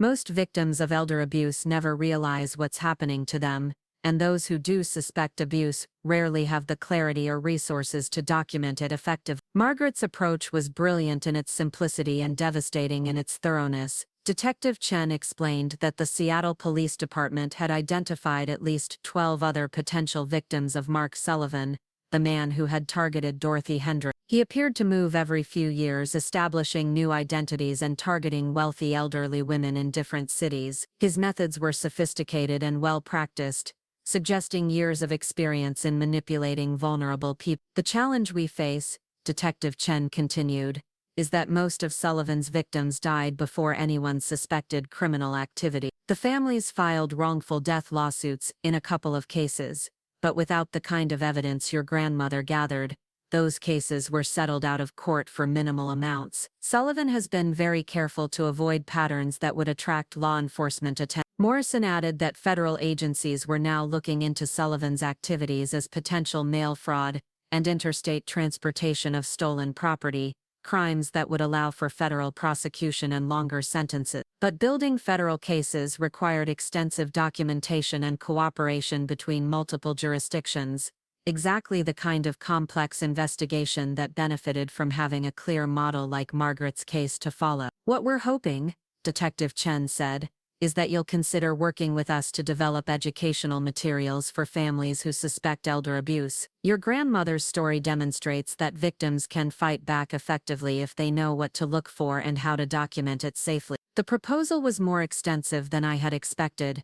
They wanted me to help create training materials for law enforcement, educational presentations for family members, and public awareness campaigns that would encourage reporting of suspected elder abuse. The work would require travel, public speaking, and ongoing collaboration with prosecutors and victim advocates across multiple states. There's also a financial component, Morrison added. Several foundations have expressed interest in funding this work, and there are government grants available for elder abuse prevention programs. You could potentially establish a nonprofit organization dedicated to this issue, with enough resources to make a real impact on a national scale. The idea of turning my inheritance into a force for protecting other elderly people felt like the perfect way to honor Margaret's memory while creating something positive from our family's traumatic experience. I could envision a foundation that would provide resources for victims, training for law enforcement, and support for families navigating the complex legal and emotional challenges of elder abuse cases. I'm interested, I said, surprising myself with the certainty in my voice. But I'll need help developing the organizational structure and figuring out how to be effective rather than just well-meaning. Margaret succeeded because she was methodical and strategic, not because she acted on good intentions alone. Detective Chen smiled with obvious relief. We were hoping you'd say that. There's actually a woman I'd like you to meet. Someone who has experience building organizations from the ground up and who has personal reasons for wanting to see this work succeed. She pulled out her phone and sent a quick text, then explained that Amanda Foster was a retired FBI agent who had specialized in financial crimes against the elderly before leaving law enforcement to establish victim advocacy programs. She had been following Margaret's case closely and had specifically requested to be involved in any efforts to replicate Margaret's methods on a larger scale. Dr. Foster lost her own mother to a financial exploitation scheme 5 years ago, Detective Chen explained. She knows firsthand how devastating these crimes can be for families, and she has the expertise to help you build something that will actually make a difference rather than just raising awareness. Within minutes, Dr. Foster arrived at the conference room, and I immediately understood why Detective Chen had wanted us to meet. Amanda was a woman in her late 50s with silver hair and the kind of calm competence that inspired confidence. She had the bearing of someone who had spent years dealing with criminals and bureaucrats, but her eyes showed the compassion of someone who understood personal loss. "Cassandra," she said, extending a firm handshake, "I've been hoping for months that we'd have a chance to meet. Your grandmother's work has already influenced how we investigate elder abuse cases, but I believe we can take her methods much further." Dr. Foster had brought her own folder of materials. These focused on the organizational and strategic aspects of building effective advocacy programs. She explained that she had been developing a model for training families to recognize and document elder abuse, using Margaret's case as the foundation for understanding what evidence was most crucial for successful prosecutions. "The key insight from your grandmother's experience," Dr. Foster said, "is that victims can be their own best advocates if they have the right tools and support. Most elder abuse cases fail because the evidence is discovered after the fact, when it's too late to document the ongoing criminal behavior." Margaret's approach of pretending to be more impaired than she actually was while secretly gathering evidence could be adapted for other situations. The conversation continued for over 2 hours, with ideas building and expanding as we explored the possibilities for creating a comprehensive response to elder abuse. By the time we finished, we had outlined a preliminary structure for the Margaret Bennett Foundation for Elder Justice,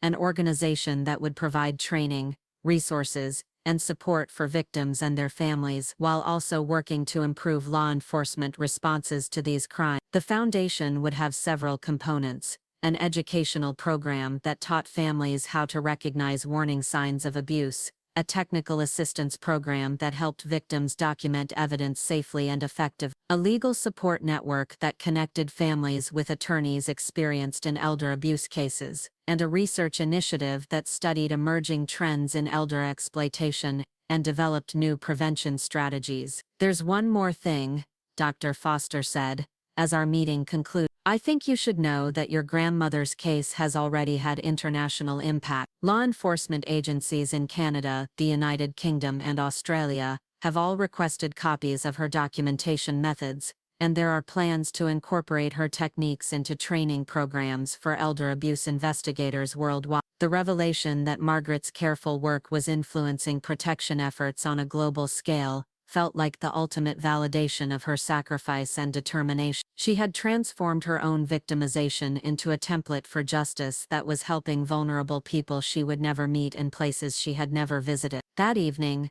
I sat in Margaret's conservatory, surrounded by the plants she had nurtured, and the journals where she had recorded her thoughts during the most difficult period of her life. The space felt alive with her presence, as if she was encouraging me to take the next step in carrying forward her legacy of protection and justice. I began writing in a new journal documenting my own thoughts and plans as I prepared to launch the foundation that would bear her name. The work would be challenging and emotionally demanding, requiring me to relive painful memories while traveling the country to share our story, but it felt like the most meaningful way to transform Margaret's death into a force for protecting other families from similar tragedy. Over the following weeks, I threw myself into the planning and development work with an energy that reminded me of Margaret's methodical approach to exposing Victoria's crimes. Foster introduced me to foundation management experts, grant writers, and victim advocates, who helped me understand the complexities of running a national nonprofit organization. David took leave from his design work to help with the foundation's visual identity and communication strategy,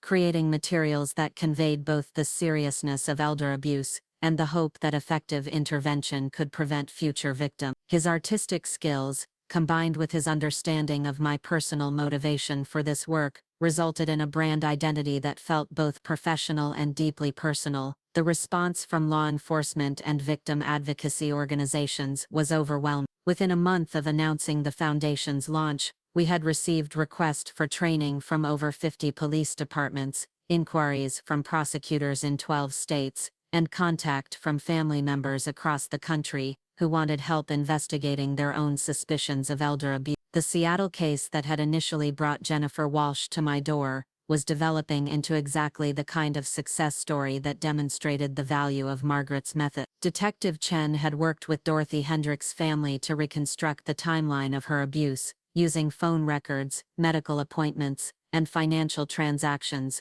to build a comprehensive picture of Mark Sullivan's criminal behavior. More importantly, they had identified 2 other elderly women in the Seattle area who appeared to be current targets of Sullivan's manipulation. Both women were showing the same pattern of cognitive decline and social isolation that had characterized Dorothy's final months, and both had recently changed their wills to benefit Sullivan. Working with the Margaret Bennett Foundation's newly established protocols, the families had begun documenting their loved ones' conditions and gathering evidence of Sullivan's influence. The Seattle Police Department was preparing to arrest Sullivan within the week, confident that they had enough evidence to support federal charges that would result in a lengthy prison sentence. "This is exactly what your grandmother envisioned," Foster told me during one of our weekly planning calls. She understood that her individual case could become a model for systematic change if the right people were paying attention and willing to act on the lessons learned. The Margaret Bennett Foundation officially launched on the first anniversary of Margaret's death, with a ceremony at Willow Creek Manor that brought together law enforcement officials, victim advocates, family members, and journalists from across the country. The garden was in full bloom, providing a beautiful backdrop for speakers who shared stories of how Margaret's legacy was already making a difference in their communities. Jennifer Walsh, who had become the foundation's primary media contact, introduced speakers and helped tell the story of how one woman's courage in documenting her own murder had sparked a national movement to protect vulnerable elderly people. Her coverage of the foundation's launch was picked up by national news outlets, expanding awareness of elder abuse issues and encouraging more families to seek help when they suspected problems. District Attorney Morrison spoke about the impact that Margaret's case had made on prosecution strategies, explaining how other jurisdictions were adopting similar approaches to building elder abuse cases. Detective Chen described the successful arrest and prosecution of Mark Sullivan,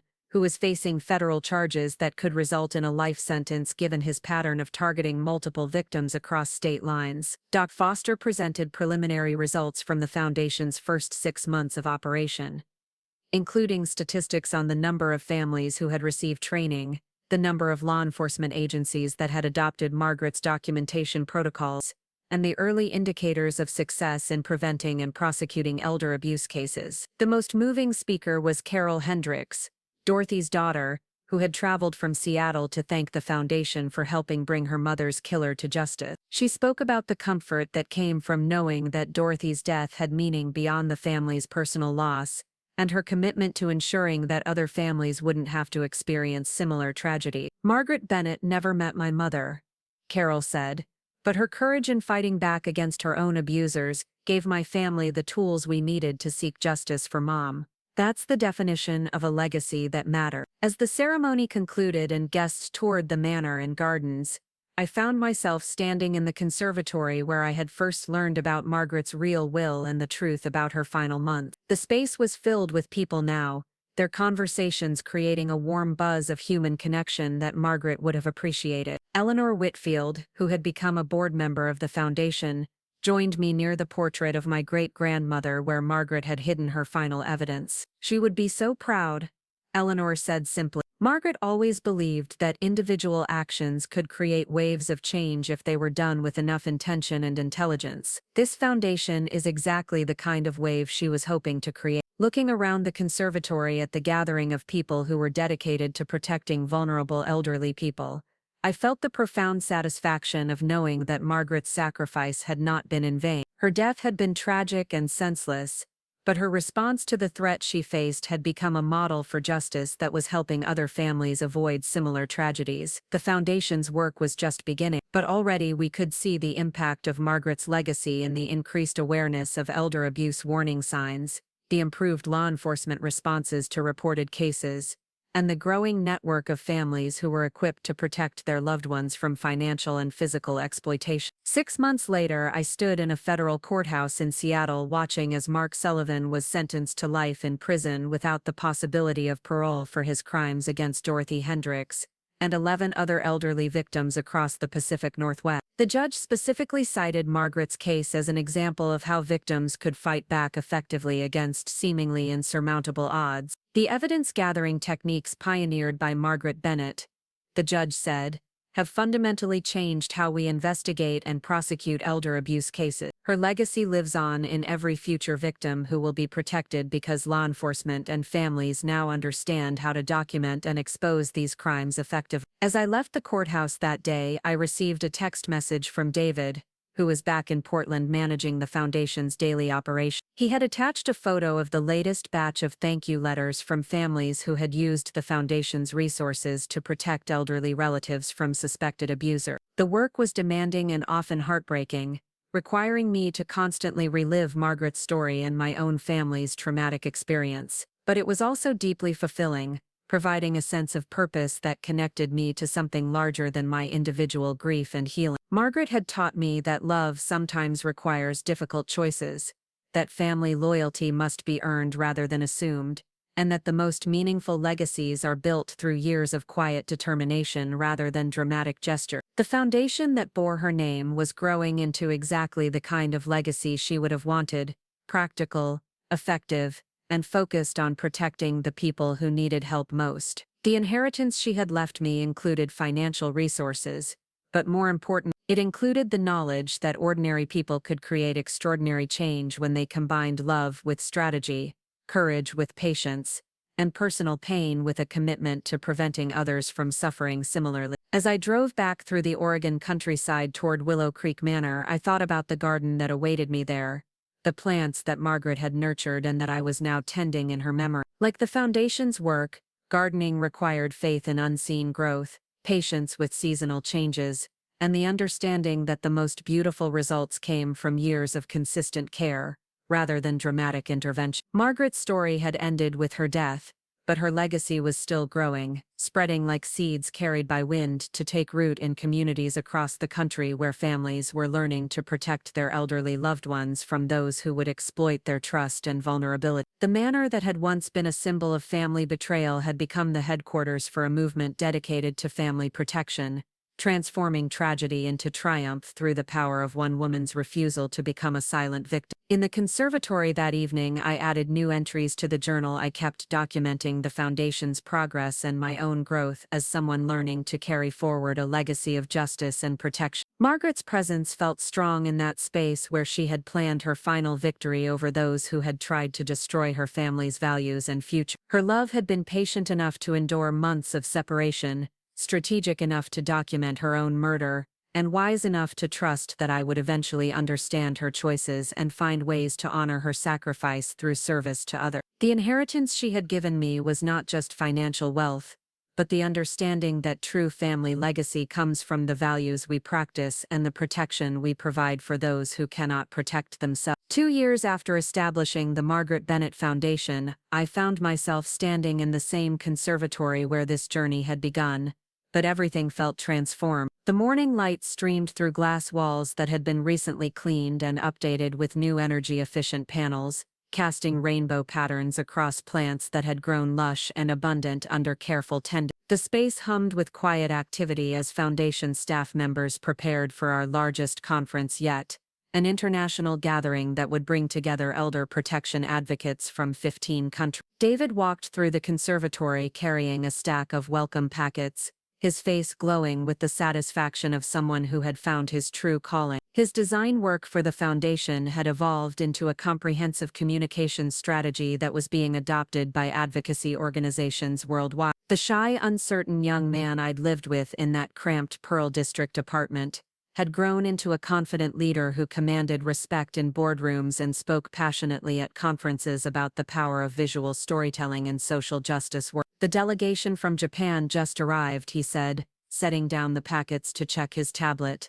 "Dr. Yamamoto is particularly interested in Margaret's documentation methods for cases involving financial elder abuse. Apparently they're seeing similar patterns in Tokyo and Osaka, with adult children systematically draining elderly parents' savings accounts. The international expansion of our work had been unexpected but deeply gratifying. What had started as a response to one family's tragedy had grown into a global movement that was changing how societies protected their elderly citizens. The foundation now operated in 12 countries, with local organizations adapting Margaret's methods to their specific cultural contexts and legal system. Eleanor Whitfield entered the conservatory, moving more slowly than she had 2 years earlier but still radiating the sharp intelligence that had made her such an effective advocate for Margaret's interests. At 75, she had officially retired from legal practice but remained active on the Foundation's board, providing wisdom and institutional memory that grounded our ambitious plans in practical reality. "The morning session is ready to begin,"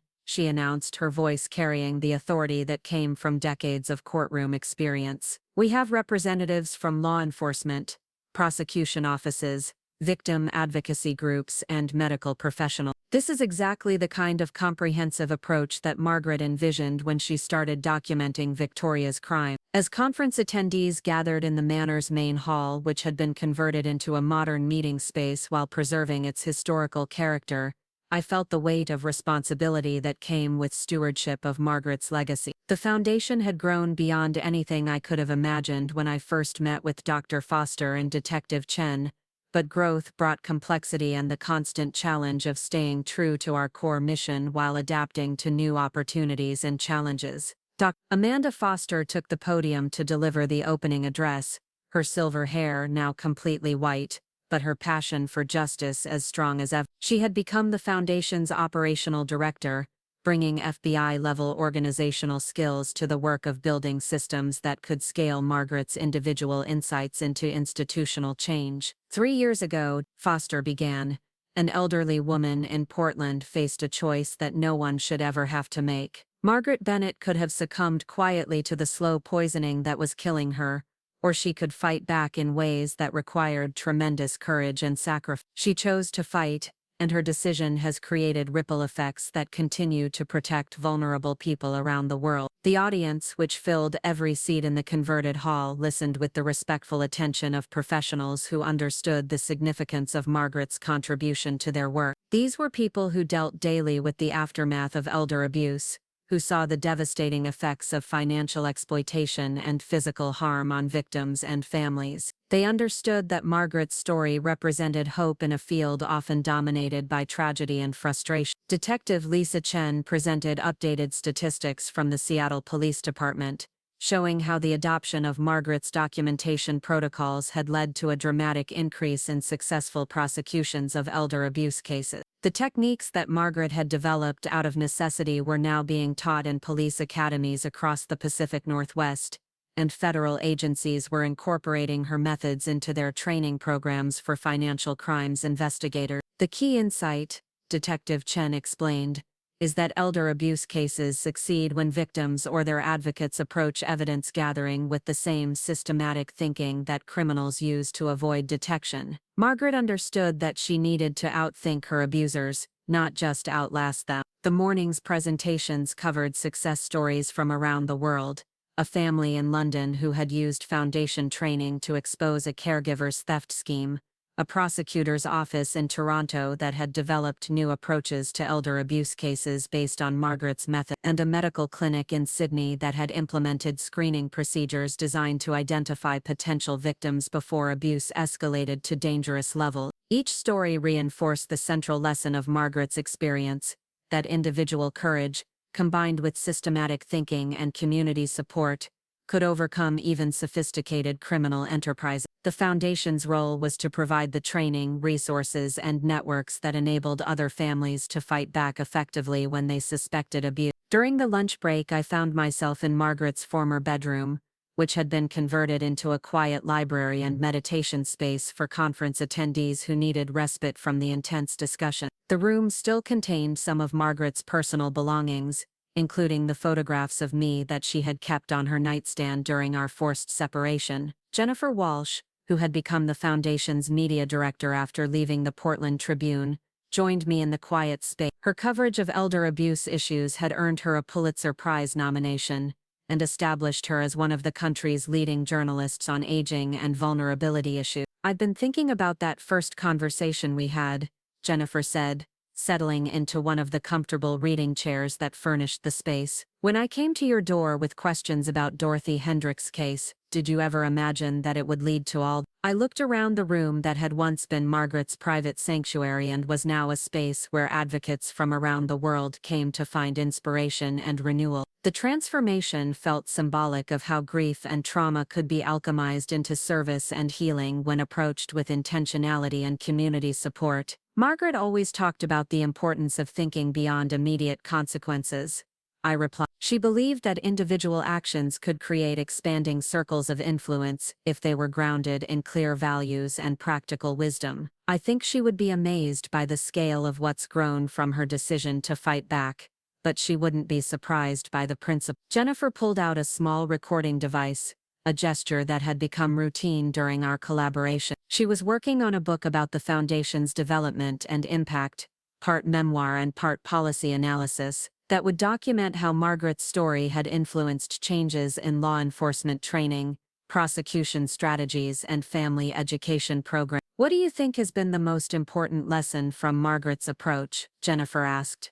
"Not just for other potential victims, but for society's response to elder abuse in general." The question required me to step back from the daily operations of Foundation work and consider the broader implications of what we had learned. Margaret's methods were valuable, but her deeper contribution was demonstrating that victims could be active participants in seeking justice, rather than passive recipients of protection or sympathy. "I think Margaret showed us that vulnerability doesn't have to mean powerlessness," I said. "She was physically weakened by the poisoning and emotionally isolated by the necessary deception, but she found ways to fight back that were actually more effective than traditional responses would have been. She turned her apparent weakness into a strategic advantage." The afternoon sessions focused on emerging challenges in elder protection, including new technologies that criminals were using to exploit elderly victims and innovative approaches that advocates were developing to address those threats. The pace of change in both criminal methods and protective responses reinforced the importance of staying adaptive and collaborative in our work. Foster announced the establishment of a new research initiative that would study the effectiveness of different intervention strategies and develop evidence-based best practices for various types of elder abuse situations. The research would be conducted in partnership with universities around the world,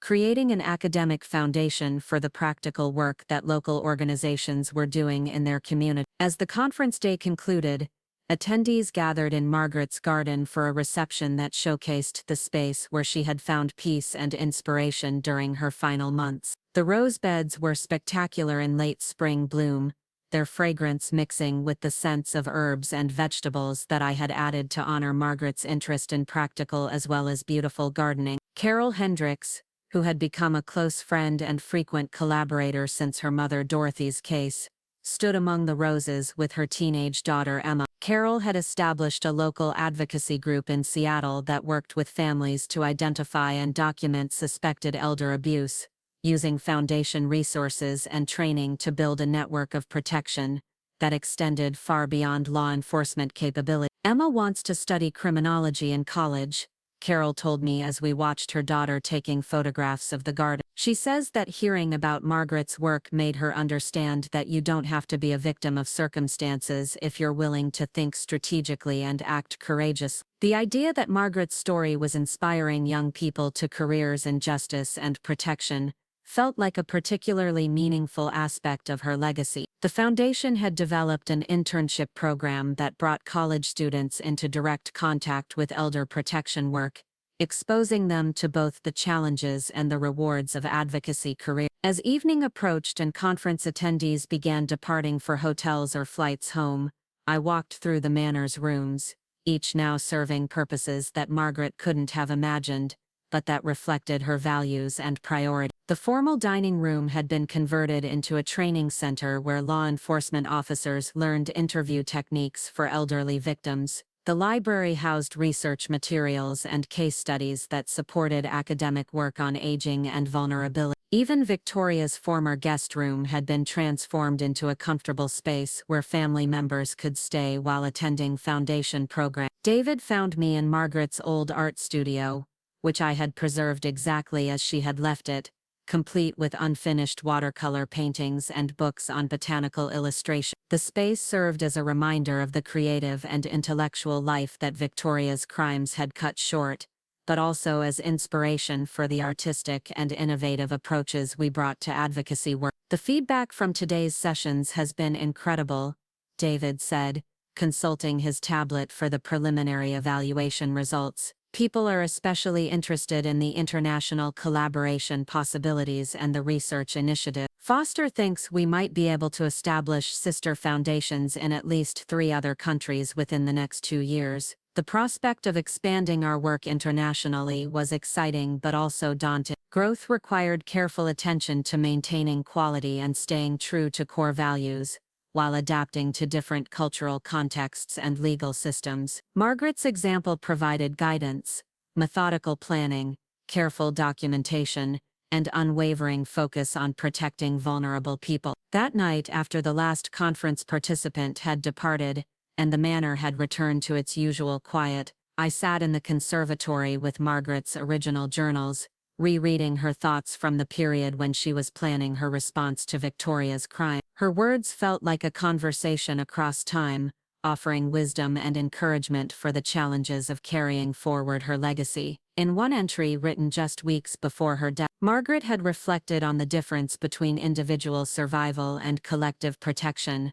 I have realized that my situation presents an opportunity, not just to save myself, but to create understanding that could protect many other elderly people from similar abuse. If I can document these crimes thoroughly enough, if I can survive long enough to ensure that the evidence reaches the right people, then my death could serve a purpose larger than my individual life. This thought gives me strength to endure the daily deception, and the knowledge that each day brings me closer to the end of my time with the people and places I love. Her willingness to think beyond her immediate circumstances, to consider how her personal tragedy could serve broader purposes, had become the foundation's guiding principle. Every program we developed, every training we conducted, every policy we advocated, was measured against the standard of whether it would protect vulnerable people and prevent future tragedies. The next morning brought news that reinforced the importance of our continued vigilance. Jennifer called with information about a new case in Phoenix, where an elderly man was showing signs of financial exploitation by a live-in caregiver who had isolated him from family members and was systematically draining his savings account. The man's daughter had contacted the foundation after reading about Margaret's case online,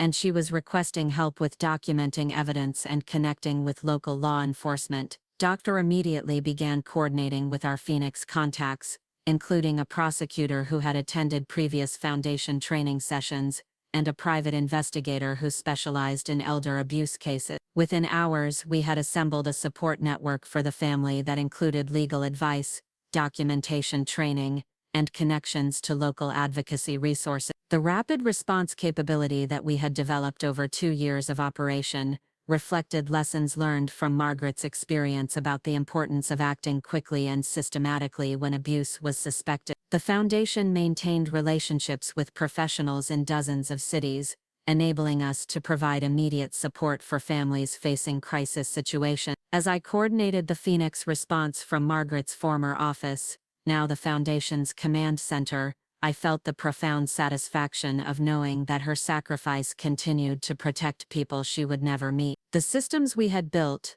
the relationships we had fostered, and the knowledge we had developed were creating expanding circles of protection that honored her memory while serving practical purposes for vulnerable families. 3 months later, the Phoenix case concluded successfully with the arrest and prosecution of the caregiver who was found to have stolen over $300,000 from her elderly victim. The man's health improved dramatically after the abusive relationship ended, and his family expressed gratitude for the support that had enabled them to act quickly and effectively. The success story became another case study in the Foundation's growing library of examples demonstrating how Margaret's methods could be adapted to different situations and contexts. Each successful intervention reinforced the value of systematic thinking, careful documentation, and collaborative response in elder protection work. On the 3rd anniversary of Margaret's death, I hosted a small memorial gathering in the conservatory for the people who had been most instrumental in building her legacy: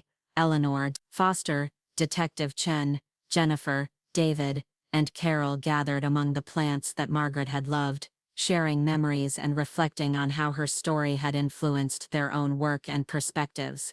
Eleanor, now 78, and moving more slowly but still mentally sharp, offered a toast that captured the essence of what we had accomplished together: to Margaret Bennett, who taught us that love sometimes requires strategic thinking, that justice demands patient documentation, that individual courage can create institutional change when it's grounded in clear values and collaborative action. As we raised our glasses in Margaret's memory, I felt her presence in the beauty of the garden she had created, the wisdom of the strategies she had developed, and the love that had motivated her most difficult decision. The inheritance she had left me included financial resources, but more importantly, it included the understanding that meaningful legacies are built through service to others and commitment to values that transcend individual circles. The Margaret Bennett Foundation had grown beyond anything I could have imagined when I first learned about my grandmother's real will, but its essence remained true to her vision of using personal tragedy to prevent future suffering. Her story continued to inspire families around the world to recognize warning signs, document evidence, and seek help when they suspected elder abuse. As the memorial gathering concluded and friends departed for their various homes and commitments, I remained in the conservatory, surrounded by the plants that connected me to Margaret's memory and the future that her courage had made possible. The work would continue, expanding and adapting as new challenges emerged, but always grounded in the fundamental insight that individual actions could create waves of change when they were motivated by love and guided by wisdom. The manor that had once been a site of betrayal and crime had become a center for protection and justice, transforming tragedy into triumph through the power of one woman's refusal to become a silent victim. Margaret's legacy lived on in every family that learned to protect elderly relatives, every law enforcement officer who adopted her documentation methods, and every advocate who drew inspiration from her example of turning personal suffering into service for others. In the quiet of the conservatory, with evening light painting the glass walls in shades of gold and rose, I felt the deep peace that comes from knowing that love and justice can triumph over greed and betrayal when they are supported by community, guided by wisdom, and sustained by unwavering commitment to protecting those who cannot protect themselves. Up next, you've got 2 more standout stories right on your screen. If this one hit the mark, you won't want to pass these up. Just click and check them out.